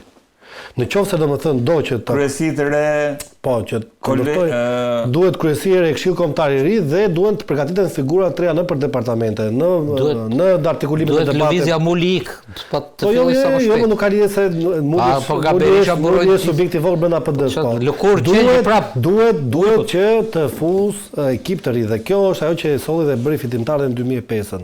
Edhe do jetë edhe me thjeshtësi aty. Pra nëse arrin të ndërtojë, siç ndërtoi dikur Kopin, siç ndërtoi dikur infrastrukturë duke të prodhuar figura të reja politike, në qoftë se do që ta mbyllim me nder, meqense do ta shihesh radha e opinionit ton mbi faktin, duhet bëj televizive. Ndryshe pjesa tjetër do quhet thjesht njëri dominant, që në interes të tij dhe në kuadër të makiavelizmit politik e dominoi dhe mundi gjithë kundërshtarët, por nuk prodhoi fitore të mëdha. Po e vetmja mënyrë që të prodhohet fitore të mëdha është kjo, duhet krijuar leadership i ri. Ka një raport të leadershipit. Po si ai leadershipi është vetë buri dot, si leadership i ri. Po dalë ke zgjedhjet, e di që cili është leadershipi? Ja ta për Këshillin e Kombëtar dhe për kryesinë. Da 30 ka presim ato e pastaj bën. Cili është leadershipi i PD-s? A do jetë vet? Jo, sot cili është? Nuk vjen leadershipi sotëm. Po e them, po leadershipi është Berisha pra. Këto jo, më nuk është leadershipi Berisha. Sot Berisha ka në leadershipin e tij figura që nuk prodhojnë vota. Prandaj dominon. Partia shqiptare ka një person leadership, por nuk ka ka struktura më buridhë. Bua monoteiste është vetëm besimi fetar, nuk janë bindjet politike. Si janë bindjet politike? Si ka monoteiste? Po më kur thua ai kanë bërë dhe këtë. Kur thua problem për ty se ka bërë për mua. Po ky është problemi pra. Kur thua që PD-ja nuk vlen sot leadershipi PD-s. Unë nuk flas dot me utopi. Jo, as me konspiracione, as me fall. Ti thua do që leadershipi i PD-s do ri partia socialiste pushtet. Se s'ka mos i të dhën. Po i ke si se mund ta arrestohet si se do të bie partia socialiste nga pushteti. Braçja kredibiliteti e thua. Me antari më të fundit PS zvë atje fiton pra. Po do të ndërtosh narrativën me parime, partia socialiste do të kishte dhënë dorëheqje nga pushteti që me arrestimin e dy zëvendës kryeministit. Ah, mirë, dakor. Meqense fillon jetat parime, po zbaton parimin. Si mund leadershipi i leadershipi tjetër për ta përfunduar ata argumentin. Se nuk ju bën përshtypje ju që kryetari i Federatës Shqiptare të futbollit dhe sportit është një njeri ka 30 vite. Kryetari i dhomës avokatisë është një njeri ka gjithë këto vite. Emrat e mëdha të bizneseve janë një njerëz gjithë këto vite. Emrat e pronarëve të mediave janë po të njëjtët. Aleksandër Franga, Vjoca Hoxha, po këta vazhdojnë. Thjesht ndodhen në vete ka private mos zotëri. Se ju bën përshtypje kur dominohet edhe strukturat e tjera të publikut. Partia nuk është biznes privat. I bën përshtypje vetëm partia. O marrë se Federata Shqiptare futbollit është biznes privat. Po e ngatron duket. Kryetare avokat, po mediat janë biznese private, po çfarë lidhje kanë ato? Ky është fenomen shqiptar më zotëri. Jo mos se si është fenomen shqiptar, ti ke një nen aty shumë kollaj që kur zgjedhet ikën, kaq e thjesht. Kur ti bën pastaj kjo që thua ti, se sa hapi rrugën për shembull, këta drejtues të vjetët mediave, ka dhe drejtues trin shumë mirë. Një herë që u fut u përdor gjithë pushteti. Ku krua Agon Channel. Për ta nxjerrë nga loja se i prishit tregun. Ja kjo është, edhe kur ndodh politik i bën përshtypje. Nëse do flasim me parime për fenomeni i dominancës të një individi që dominon një institucion, një grupim ose një biznes është kudo. Në këtë logjik i bie që dhe Rama është okay aty. Po se është fenomen shqiptar, më thjesht duhet një mi fort se Rama ti bëj ball Ramës. Kaq. Tani. Poli. Po të nisemi nga dëgjova me vëmendje nga premisat e Marsitit. Dhe s'kam drejt për fenomenin që është shumë. Jam 100% dakord, është mirë. PD-ja është mirë. Jo, s'tash është mirë. Nuk dha këtë vlerësim. Da vlerësim, mos vej fjalë. Po pse mund ta? Marsili thotë Nga premisat edhe. Kjo është e vërteta. Po e vërteta patjetër që është, po sa i del aty dhe na i përplas në fytyrë që ja mund thotë si duhet. Dhe dori sa të më thot Zoti thot. Ai thot sa të më thot Zoti të më thosh ti. Unë mendoj që ai thot ai më ai thot vetë që unë dori sa të më thot Zoti ti po më flet mua për me argumente për leadership. Prandaj e nisa. Me argumente për leadership. Unë prandaj e nisa retorikën time në fillim, e nisa me fjalin që thashë shumë e vështirë, apo po. Sepse gjitha këto që po thua ti janë në rafshin e irracionales, nuk janë në rafshet e normales, për shembull si në Greqi, si në Gjermani, si në vendet që ne pretendojmë. Po, që njëtat familje dominojnë politikën. Po. Si të njëjtat, kush? Njëtat familje janë Papandreou. Ku? Papandreou ka vetë 10%. Karamali, po kanë dominuar 100 vite. Po mos bie në kundërshti në paradoks me vete. Nëse përmend Greqinë, Italinë, janë njëtat familje. Dgjoj. Këta s'kan arritur akoma në familje. Kur të nxjerrin. Po mos i merr si shembull, se ke kjo është më keq se familje. Se familjet konkurrojnë në rritjes fëmijë. Problemi dhe është aktiv në politik, këta nuk as familjes. Se po e mor rastin e Greqisë legjitimovë që ta marrë ose zonja Maltezi ose zoti Berisha. Ka zgjedhje. Tani gjithë çështja është që nëse ne do ta shikojmë se varet si e shikon, unë për shembull nuk pajtohem me këtë realitet, po jo se nuk e pranoj, se ti je në fazën që thua, "Ore, ky është." E kupton, kemi ne një mik të përbashkët për shembull që thot, luftoj dhe tha dëgjoj, unë do pranoj këtë që është. E kupton, dhe do futem këtu. Po. Do futem te ky sistem. Tani kjo është zgjedhje sa individuale, sa karakteriale, sa parimore, sa dhe racionale. Sa dhe tek buka e gojës që nuk e analizon dot më pastaj. Po politike nuk është. Politike në Shqipëri nuk është më, se po ti ishte politike, zgjedhja politike do ishte kështu. Do ishte që këta të bëjnë një kod zgjedhor që t'ju japin frym atyre që tha e ke përsysh. Sepse ti nuk mund ta bësh analizën, ti po më realitetin mund ta përshkruash, Marsidi, të kalojmë çik në filozofi. Po, okay. Marsidi është tek empirizmi i trajtimit se si është çështja.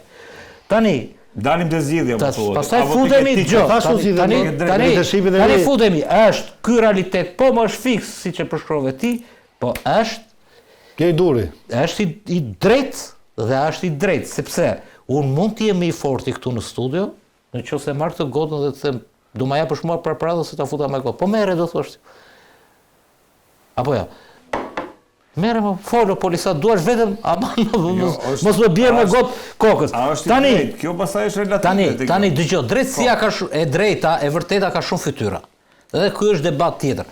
Dhe unë prap futem tek pragmatizmi apo edhe te makiavelizmi, jam dakord, i trajtimit i premisës që bën Marsili. Çështja është që po të futesh më thellë dhe të bësh dhe ti po është e vërtet, është reale që nga 50 asnjëri nuk flet.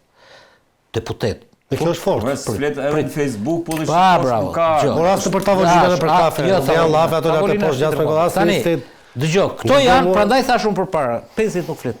Pse nuk flet? Për mua ky është shqetësimi, nuk është shqetësimi Berisha. Berisha është fenomen që është parë, do shikohet, është më keq tek Edi Rama. Edi Rama i thot, paktën i thot, asaj Spiro Pali i thot, po fol edhe për herë të tretë, ke folur 2 herë, era e tretë vije kuqe. Çështja është përse këta e kanë këtë fuqi që thot ky.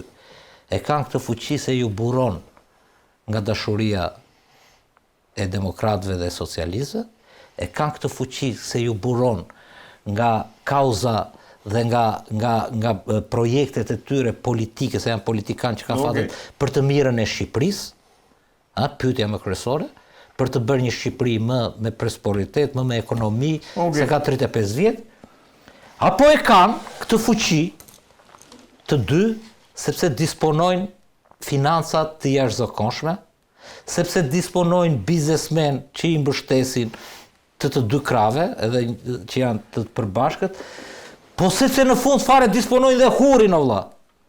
Edhe hurin. Dhe gjithë çështja është që pomo janë dakord që një Sali Berish t'i heqësh kapelen, kur ti e lejon qo dhe Alesja më të doptin, të filloj dhe t'i japësh dhe financa Ti japësh dhe financa se ke marrë lekët si PD nga KQZ, 1 milion e ca në vit euro, dhe ti japësh dhe financa të bëj fushat, si që ke në status. Fushat të barabart me kryetarin. Dhe kryetari të jap dorëheqje 1 muaj para kur fillon fushata, e ka në status. Dhe e merr me status këtë 1 muaj e merr detyrën sekretari i përgjithshëm. I bëjnë këta? Dhe pastaj pasi fiton unë të hiq kapelen? Jo, përkundrazi del dhe thot, ky është i Suel Çelës, ky është i Bajrave, ky është kështu, pa nxjerr një fakt, loj të pa barabart, pa nxjerr një fakt, pa nxjerr duke përdorur, pa nxjerr një dokument dhe në fund fare i fut edhe një. Tani, në qoftë se do flasim për këtë dhe luftrat kur u riformatua perandoria mongole, kur u riformatua kishin disa rregulla. Këta janë të fuqishëm, të dy me Edi Ramën, pa zbatuar asnjë rregull barazie. Çfarë thot Elisa e shkret, për shembull, se po kaloj te krau tjetër se po merremi me Berishën, por është e njëjta simptom. Vetëm ato mbulesat i kanë të ndryshme. Elisa thot, drejtorokraci, do flas, nuk do flasësh. Është këtu, mund të analizosh këtu, është i fortë Edi Rama, një njeri që i ka gjitha pushtetet, gjitha ministrit, gjitha financat, krimin e organizuar, që thot kam 83 vota, unë thot, jam unë ai që të bër aty, thot asaj. Dhe Sali Berisha ju thot gjithë dhe jam unë ai që ju kam. Po këta nuk i gjetën gati këto, ndërtuan vetë. Të lloj force ndërtuan vetë apo ja dhanë? Kujt?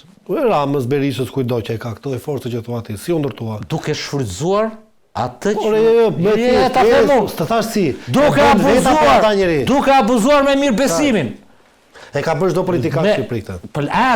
Relativizimi vazhdon. E ka bërë çdo politikan atë. Si pasqyrim, tani gjithë çështja do vazhdojmë kështu, unë them jo. Po nëse vazhdojmë ajde të vazhdojmë, valla, nuk ka ndonjë gjë të keqe. Sepse këta e kanë kapur, vota nuk e zgjidh, asgjë nuk e zgjidh. Tani sepse këta po ulen tani do bëjnë kodin e rizgjedhor, do thonë jo po 100, jo po pragu 5%.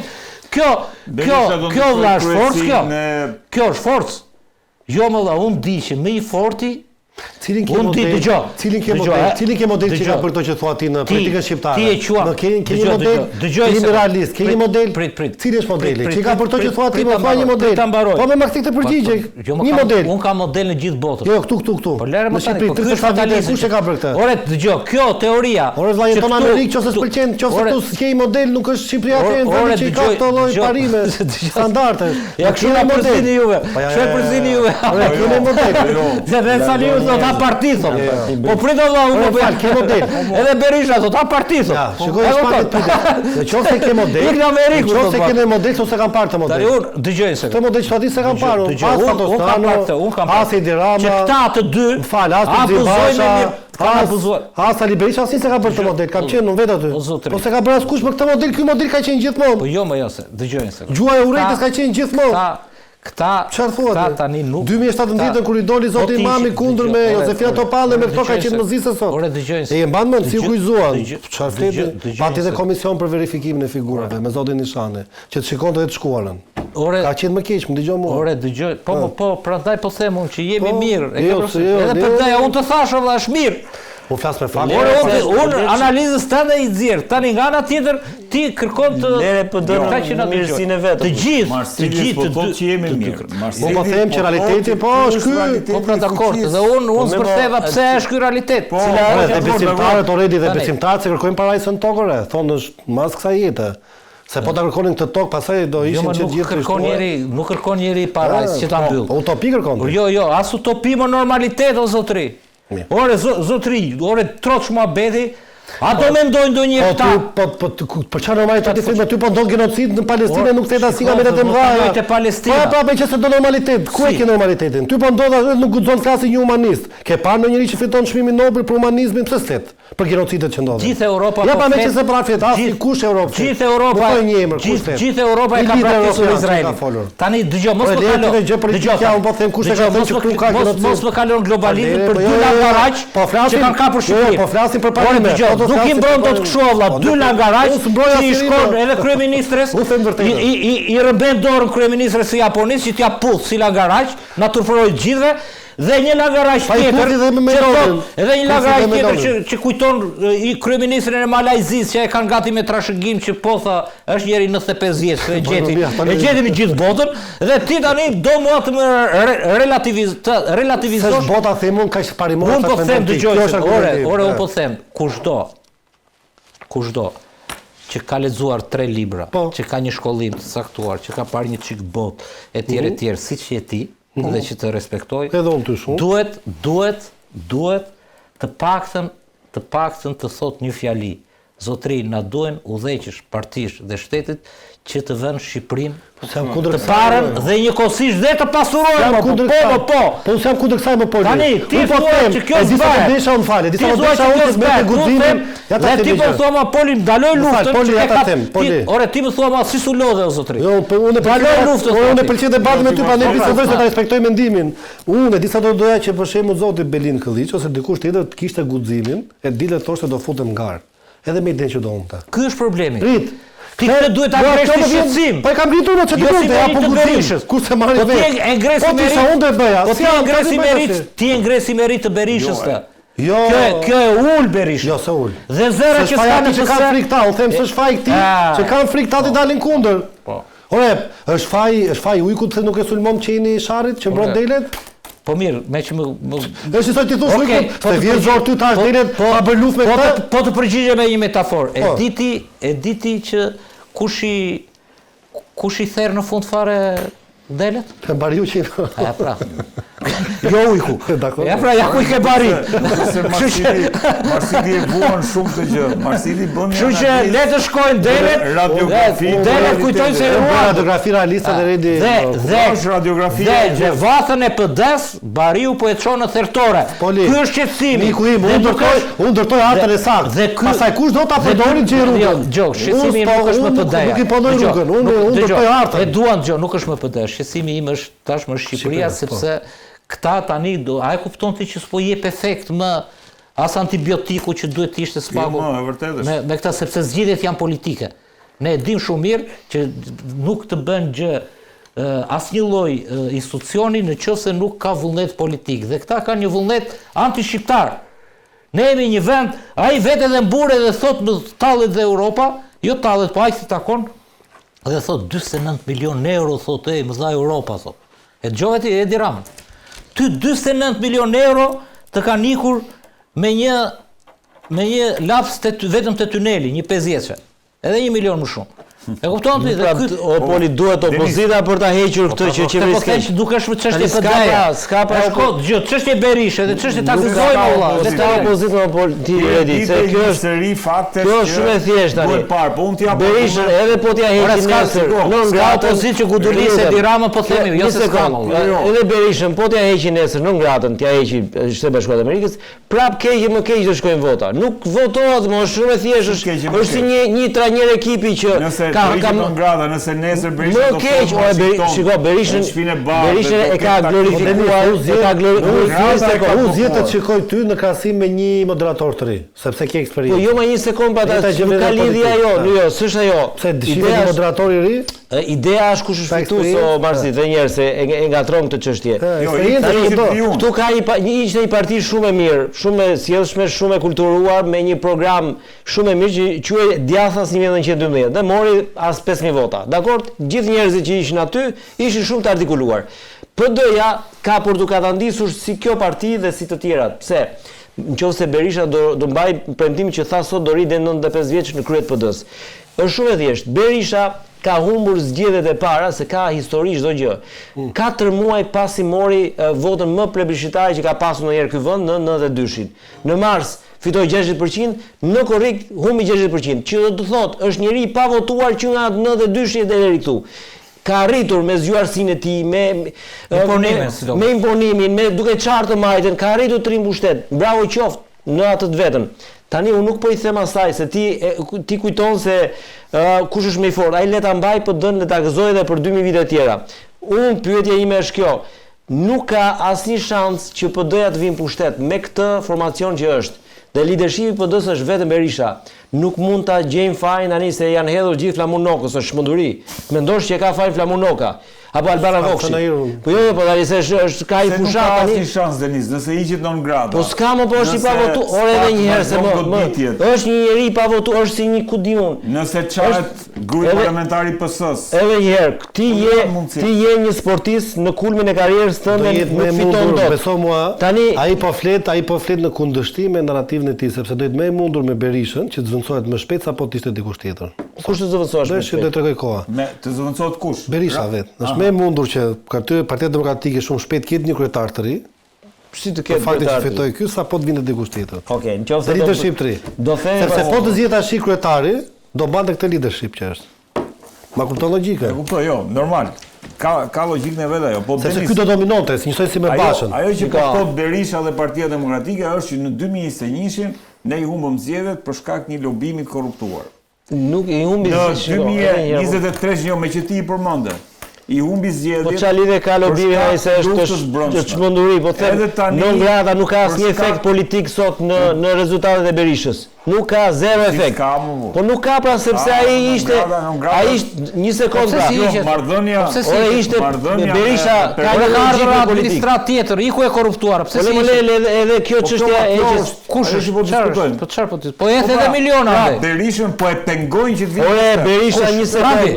Në mënyrë po thoj po e pengon Trumpi është më mirë, është më ndershme kjo.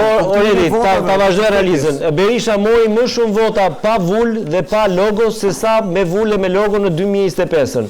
Kjo tregon që s'ka lidhje non grata më buri dheut. Ai mori vota personale. Non grata e pengon të bëhet. Edhe një herë Berisha do ketë vota personale sa të jetë aty në krye. SBA nuk të bën kryeministër, po ama të pengon që të bësh. Po jo më buri dheut, jo tani kjo është histori e zhvillokimi me non grata. Po si është afruar është historia ka qenë asnjë nuk pati asnjë urim nga qoftë nga PPE-t. Nga Washington. Po mi pra dakord pas të jo. Ai do të ata e kanë gabim dhe Berisha e ka rregull. Po mirë, tani këto thonë ata. Mirë, rregull. Këto thonë ata, ne do rezistojmë, se mendojmë që jemi në të thash që deri në 2000, prandaj të thash që atë të bëj një analizë tjetër shumë shkurtër. Ata janë në rezistencë. 2029 rezultati është i vulosur që tani, nuk ka rëndësi është Rama se Rama, është pse. Po edhe nëse ikën non grada. Jo.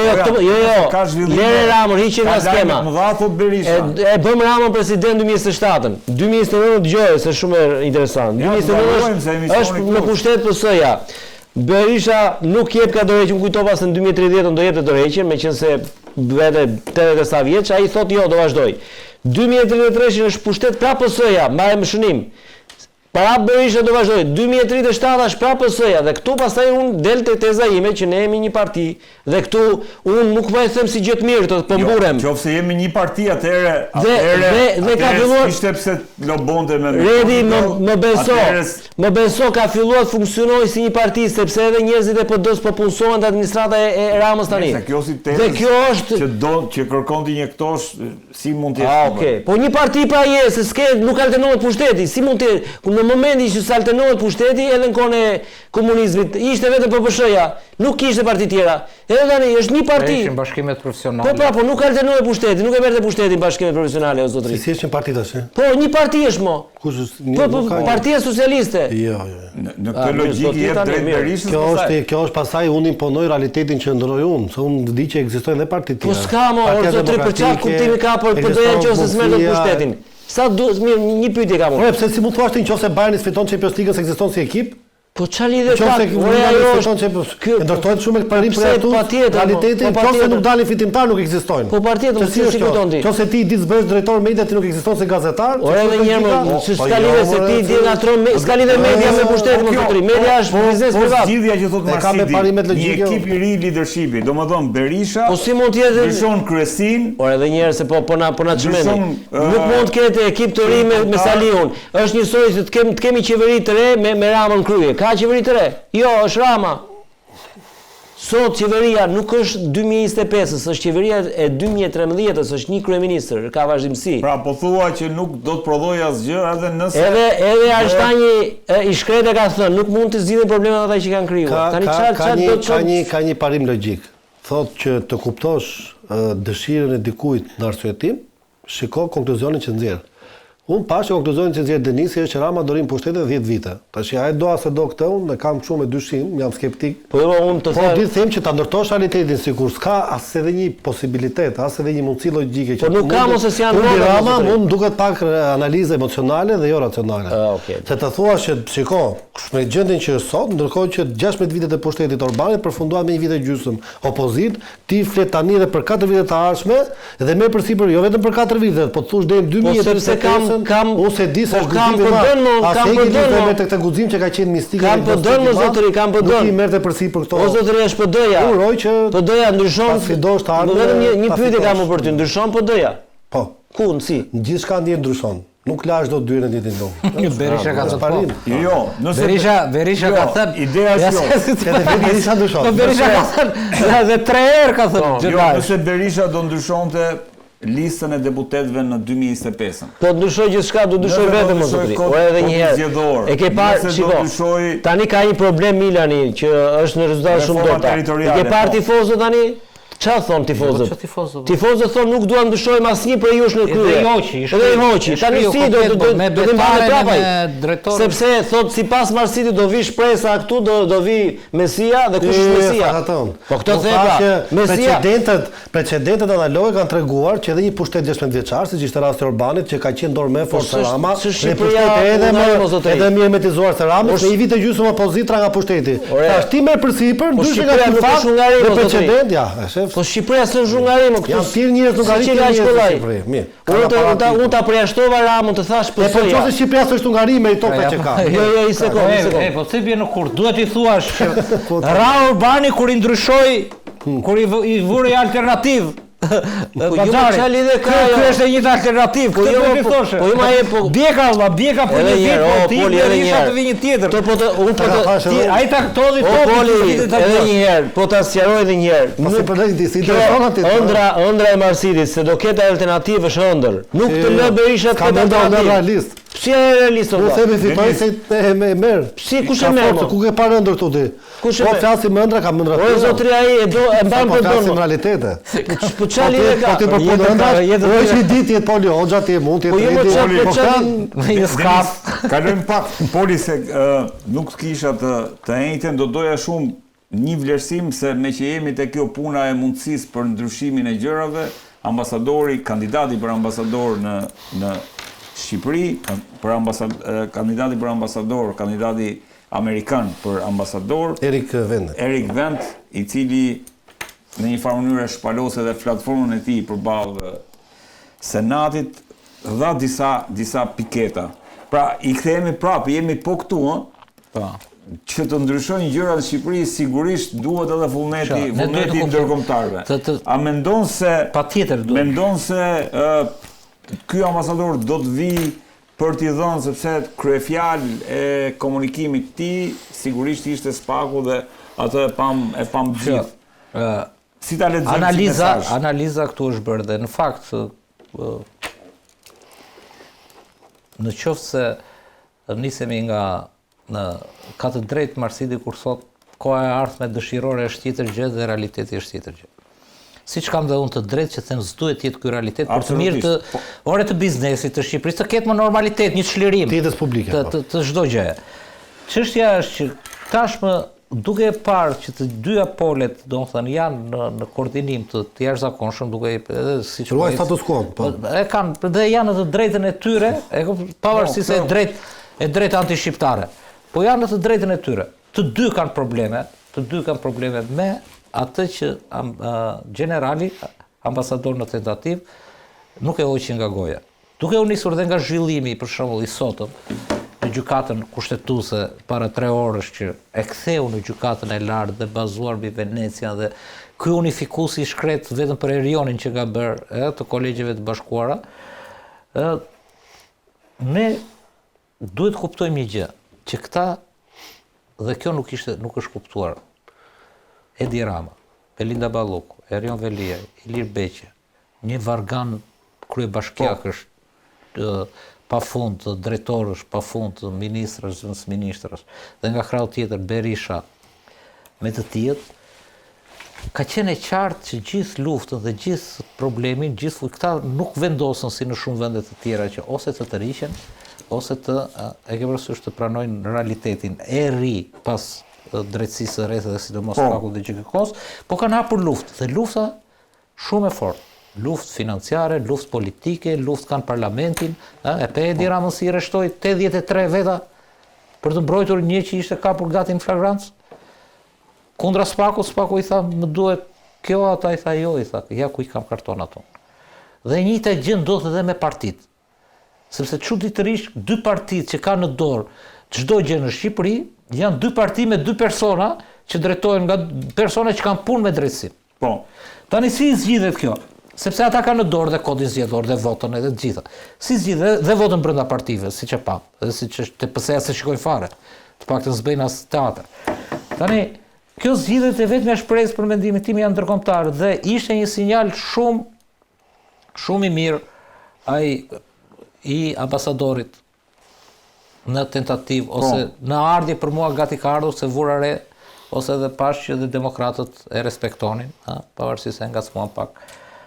Do kaloj në komisionin e jashtëm, edhe do ngrit dora në ashtu. Po kaloj atë fazë. Dhe kur mund vi thonë në momentin që votohet, unë e pasha të paduruar për të ardhur, por shtatori është maksimumi.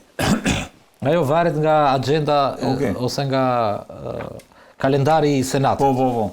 Tani, ai po ta vijere nuk përmendi drejtësinë, se prandaj ta fillova me vendimin e sotëm të gjykatës kushtetuese 5-3 në favor të Erion Velis.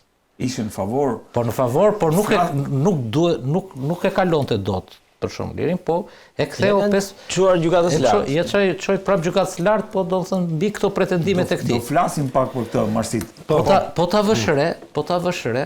Po ta vëshre ai nuk zuri në gojë drejtësinë. Ai bilese nisi kështu tha nga informacionet se ai bën parapraken. Nga informacionet që kam nga agjensitë, kuptohet. Dhe ai gati sikur sa që zyra ime do jetë te Spaku. Çdo pyetje i përgjigjej. Ishte ambiciozë. Gjëja që ishte thelbi i çdo gjë, domethënë që ne menduam që sepse ata kishin para gati një viti një platformë që s'do ndërhyjmë në punët e brendshme për demokracirat, për politikën, duket që ka një ndryshim. Ndoshta mund të jetë specifik, sepse me që jemi vend specifik, siç thot Marsidi, jemi çfarë pare mund pol? Atëra ai tha tekstualisht, fjalia më domethënëse për mua e tij ishte kjo, që i dha përgjigje dhe ndoshta për mua ka qenë ditë e zezë edhe Edi Ramës dhe Sali Berisha. Ishte fjalë që tha Spaku është i pavarur dhe politik.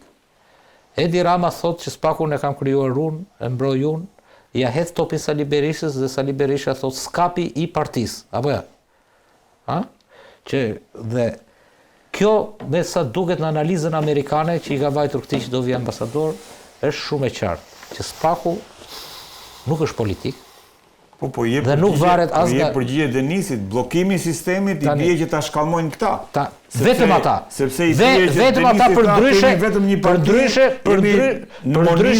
ndryshe jam me thirrjen që më bëri, nuk e di pse më zgjodhi Amerikën, e kam vizën 10 vjeçare, po jam me thirrjen që më bëri Mersit që të iki jashtë këtij vendi, t'ju lë rehat dhe juve, edhe sidomos këta Ramisët dhe Berishisët.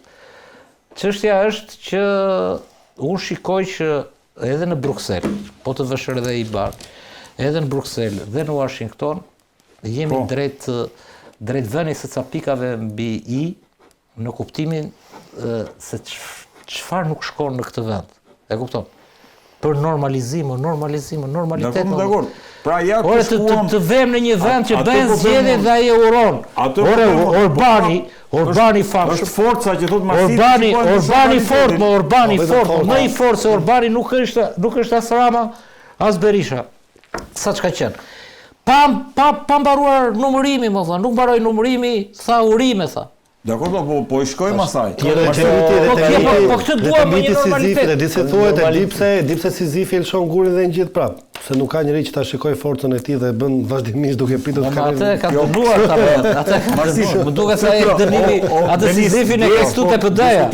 Të Velia i pak sepse lidhet direkt me këtë që thotë. Po, se vërtet para 2-3 orësh doli një vendim i gjykatës kushtetuese, e cila ka vendosur të rikthejë masën e sigurisë të zotit Veliaj, që bëhet fjalë pikërisht për arrestin e tij në burg, në lidhje me vazhdimin e procesit të tij.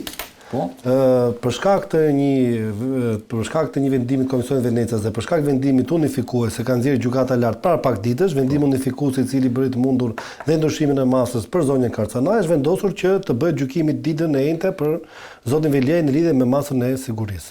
Kjo do thotë që gjendja e tij mund të ndryshojë për shkak të një vendimi unifikues, i cili ka vendosur kriteret e reja se cilët persona ose cilët subjekte duhet të nënshtrohen arrestit me burg. Dhe bëhet fjalë ky vendim mund të dohet si për Veliaj. Shikoj maskaradën që do të thotë. Ja ta përfundoj. Atë dhe kjo gjë është, mendoj, me vullnet politik, kuptohet dhe me ndryrë politike, në kuptimin është një vendim pro Veliaj.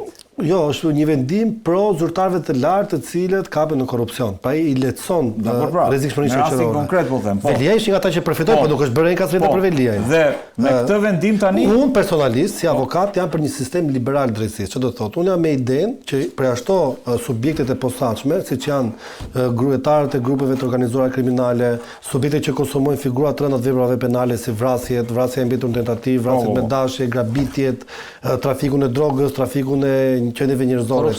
Duhet të rinë në arrest në burg. Për të tjerët, unë jam me idenë që duhet të ketë forma më të buta të masës sigurisë, dhe kjo është edhe në kuadrin e vendimeve të gjykatës Europiane të Drejtave të Njerëzit, po me një kondit ama, bllokimin e pasurisë dhe garancitë pasurore. Shiko, unë kam thënë këtu, dy janë kompensimet në raport me drejtsinë.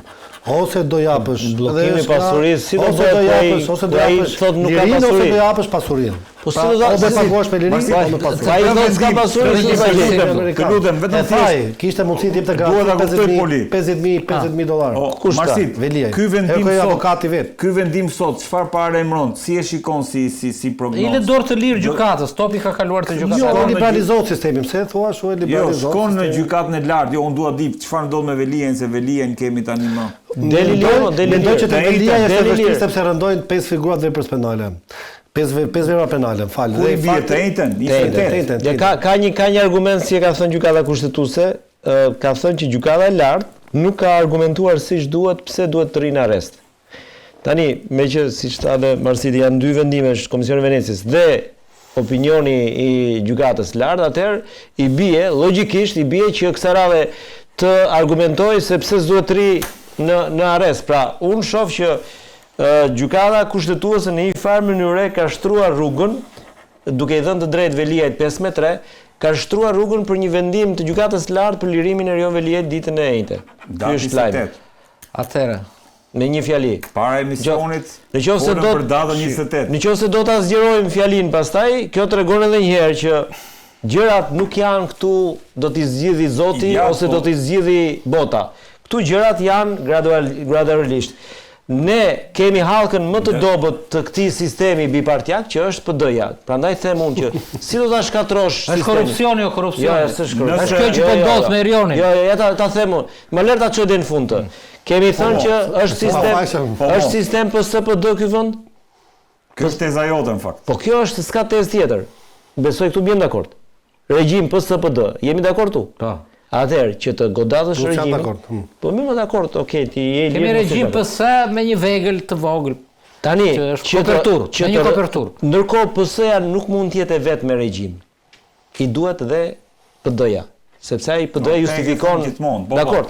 Tani që të godasësh regjimin, nëse do të godasësh regjimin, ti duhet merresh me, prandaj thashun Shqipëria nuk është Hungaria. Ti duhet merresh me hallkën më të vogël, me hallkën më të dobët që është PD-ja. Se hallka e fortë është PS-ja. Bjem dakord tu? Po. Atëherë, hallkën e dobët e ka kap doktori dhe nuk e lëshon. Prandaj thashun këtu s'ka gjasa ndryshimi, për sa koha i ka hallkën në xhep. Dhe këtu kemi mbetur. Dhe Rama do ta shfrytëzoj këtë moment që duke patur Berishën aty ku është, do ri sa më gjatë pushtetë, shumë e thjeshtë realiteti politik Shqipëri. Nuk është si në Hungari, siç thoni ju që do dalin një dhe do desha komentin e Polit, nëse Veliaj shkon drejt lirisë siç po thua ti në datën 28. Le të shkojmë. Ja, e pranoj dhe Jo, sa më korte do ta them mendimin tim, po kam respekt e flasë. Ja, ta mbaroj. Le të shkojnë nëse është për të shkuar, por që nuk i ndryshon asgjë nga një pozitë me sa kam parë unë penale. Penale, domethënë që është e jashtëzakonshme dhe që po i shtohet. Ai minimalisht Poli do bëj 5 vite burg. Minimalisht. Jo, janë pak. Minimalisht. Unë flas për kodet. Ai nëse lirohet, flas me gjithë marrëveshje për gjykim shkurtuar, flas me llogaritën e fakte. Ka futur spaku. Po, 5 vite. Ja do shojmë, jo stet. Tani, dëgjoj. Oredi, një pyetje kam, mos shko aq lart te dënimi. Ti thuaj te ende si, pyet e Polin te ende ç'a ndodh. Me fakte që kemi, Poli te ende këtu mos më shkosh. Poli ka thonë nëse lirohet. Është i moralshëm apo jo i moralshëm Velia? Kaq po them, te ende lirohet. Ja, do të fol për moral ta them unë. Në Velia. qoftë se lirohet Erion Veliaj ditën e njëjtë, atëre Ka rënë spaku do thosh ti. Ka rënë gjithë drejtësia në Shqipëri. Pse? Dhe të argumentoj. Njëherë, gjë e parë, çfarë ndodh? Që s'është habi thot Poli. Edhe duhet të njohim patjetër. Duhet të njohim sepse Poli Bati ka qenë gazetar i parë që e ka parlemruar arrestimin e Veliajt. Kur gjithë thoshin është e pamundësi dhe unë e kam cituar, ë? Po. Tani, t'i japim sepse kisha parë letrat, ai kur thoshte ai kolega ai e kishte e ke parasysh. Po sa i thotë që mund dali pa fajsën pra. Ore, dëgjoj një sekondë. Edhe ato që ju gjetën gjatë kontrollit në shtëpi, ju gjetën e kupton ti këta, po këta ishin në përgjime dhe vazhdonin si punë e Beqës. Beqja jep 20.000 për të dalë dhe vetëm për 20.000 nuk është futur për 200 milionë. Për 20.000 të drekave të darkave që donte ta shpërtonte Rama. Makut. Thuaj tamam, është makut. Makutur, mo gjithë janë makutur dhe vazhdojnë të sillen si makutur. Tani është një gjë e qartë më burr. Kjo si klasë politike në marrëveshje, të heshtur apo për mua nuk është e heshtur, pasi filloi punën spaku e tjerë, morën një vendim. Nuk dua ta them që tek një dhomë errët apo te një kështu apo tek X lokal, por morën një vendim në koherencë për ta luftuar. Për ta përballur. Ke patur një front mediatiko-politike, drejtë shitan, anti-spak të frikshëm. Dhe janë në luftë. Sa që aq shumë kanë rezistuar dhe aq shumë po luftojnë, sa që edhe mua më optimistin për të drejtën se si duhet të jetë, shpesh më vën në dilemën kush do fitoj. Unë mendoj që s'kan fituar akoma. Por që kanë një luftë shumë të ashpër të gjitha institucionet dhe kur po flisim për ambasadorin, jo më kot të thash nuk përdori fjalën drejtësi, po vetëm spak. Spakun tha. Sepse ju rezulton që dhe kushtetuesja dhe e larta janë po gjunjëzohen nga gjithë kjo furi. E kupton? Nga gjithë këto miliarda që i hidhen, betej mediatike, politike, parlamente, gjitha të kapura. Dhe nuk është ndonjë çudi që të ndodh kjo, por është maskarada më e madhe. Pse? Sepse ndërkohë që thot gjykata kushtetuese, na pas ka lexuar vendimin e unifikuar të atyre, që në fakt është një vendim për ditëzinë. Sepse thot kush e ka pranuar, kush është sjell mirë, kush nuk është përsëritës, po më të vjen në shtëpi. Dhe i ke 90%, ky është avokat, me nga këta. I ke njerëz që nuk kanë qenë kur njerë në polici, si ka thënë plaç një policë dhe kanë nga 5 vjet aty brenda. Ke njerëz me shkollë të lartë, ke një që i kanë marrë, i kanë plasur atje. Dhe tani na pas ka lexuar këtë që s'ka dalë akoma në fletore dhe kush është tmerri? Kush është maskarada? Nuk i është çuar gjykatave, digj ky ka klient. Të gjithë avokatët kanë klient dhe i themur, po e përdorni atë, po se përdorim dot mos e si u ka vajtur gjykatave. Po na u përdor ka tani, ka shpejt në kohë urgjencë për Erion Velin. Po kjo tregon që ka një ofensiv kundër Spaku. Gjykata e lartë na e përdor ka për Karaçanajn. Dhe nuk e përdor dhe nuk ju thot vendimin e vet, nuk ju çon gjykatave, thotore përdoreni edhe për Polin e shkret. Për atë ditëziun që ndoshta s'ka lekas për avokatin. Një, e dyta, ai vendim në qoftë se lexohet dhe do jetë një skandal shumë i madh dhe Spaku mund të hap dhe hetime dhe ka të drejtën. Për kë vendim? Për këtë gjykatë të lartë. Në qoftë se do sot, që jo këtë. Ai që do të Jo, kjo është kthim. Ja ka lënë topin atyre, edhe të bie erë. Që bie erë, por jemi mësuar me kushtetuesen, ka koq bie erë kushtetuesja. Dhe i dim dhe klanet që punojnë aty. Dhe të shikojmë dhe emrat, se na dalin dhe çuditëra aty, ata të Berisha Metës ndonjëherë janë më ashtu ndaj Ramës se sa tani regjimi pra tham regjimi. Po, tani çfarë thot ai? Çfarë thot ai vendimi unifikues? Thot ato që të thashun edhe ishte me ato pikat që gjithë dhe normalisht, por nuk thot ai më vëlla që në qoftë se ti je në qeli dhe nga qelia kërcënon prokurorët, nga qelia me telefon bën këtë që të shtuar dhe akuzë. Do të shkosh në shtëpi dhe poli. Nuk ka lidhje me opinionin. Tani nëse ke gjykata e lartë, do të njëjtën shkon gjykatë lartë. Tenton të prishësh provat, tenton të takosh dëshmitarët, të shantazhosh dëshmitarët, bën fushat denigruse të pa parë kundër prokurorit të çështjes, mediatike, të kapur dhe kjo në përgjime, që e ke bërë, e ke urdhëruar, e ke dirigjuar. Dhe në qoftë se ky njeri i tako Katerika jashtë, po çfarë të bën jashtë ai? Çfarë të bën jashtë ai kur të bën? Po vendos gjykata Denisi. Po gjykata ta them, po pse thash unë që mundet, por ky do jetë fundi. Po çfarë do ndodhte edhe në atë? Se kjo më intereson. Fundi, nuk është fundi. Se kemi pas gjithmonë debat me Polin për këtë. Jo fundi Spakut, jo. Jo. Se Spaku as fundi drejtësisht, siç po ja bën Belindës. Ai është thjesht që më keq më thellë po futet, do të bëj edhe këtë. Sepse nuk do të shkojë më shumë. Po letrat nuk i ndryshon dot gjykata e lartë. Gjykata e lartë ka që ka në dorë ta çojë në shtëpi. Për mua le të vjen në shtëpi të takoj dhe djalin. Do jetë lajm i mirë, shiko se e bëri shumë të madhe Poli. Tani do jetë lajm i mirë për Erionin që del nga burgu.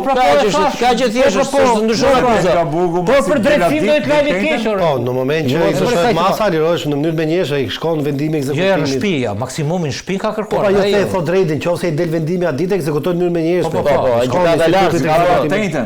Data 28. Maksimumi deri në darkë ka vajtur në shtëpi. Ka vajtur në shtëpi. Le të shkojë të takoj djalin, të takoj gruan. Kjo gjë se nuk kemi njeri me individ. Po pse thot pastaj fundi drejtësisë pastaj? Sepse mesazhi që i jep gjykata e lartë drejtësisë së re është thot Marsiti. Po pra. Ora duhet të dal para veliajt që thua ti dëgjoj. Para veliajt. Në 5 vjet i di që mund marrë dënim me kusht. Para veliajt për mua duhet të dal Beqja. Të nxjerrin më dhe Beqjen se vuan dhe spital. Një dy keni gatuar. Poli.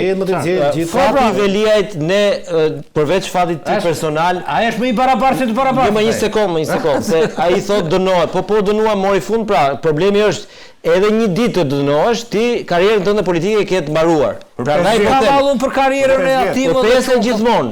Ti po nuk ke hallin e individëve me emra të përveçshëm. Po më pra edhe një herë uroj të shkoj të takoj djalin dhe të reaktivë. Po ju po e bëni pra ti the. Po jo po bëj precedenti, po merrem me precedentin. Poli edhe një herë. Ti the të kryer në datën 28. Unë quhet kryer se shoshëja më gjykata kushtetuese i thot gjykatës lartë ndryshon vendimin. Kjo ka qenë sot. Nuk i thot ndryshon. Po i thot pas i tha, e ka sqaruar, i ka thënë, nuk e ke arsyetuar siç duhet, pse duhet të rinë në burg. Kaq është kjo ndryshon vendimi, ky jep dhe urdhër ky. Po ema ja. Po kush është ky gjykati i thotë ndryshon? Po bëj interpretim, po rishikoj. Unë po bëj interpretim. Po çfarë interpretim të shiror? Po kjo është dakord shkohet. Nuk kam gjë unë me Erionin të. Po dakord me unë po ata. Në këndvështrimin tim, me gjithë jam. në këndvështrimin tim, ne po analizojmë Spakun, jo Veliaj. Spaku i ka letrat, çfarë them unë, më vjen gjuna. Po më ajo është shiko, ajo është nëse ka bërë ato penale bëj burg, mos çat ke që tash. Edhe një herë do shkohesh pa atë që jo, ai në burg do shkojnë ato letra. Bën 3 martire do tash.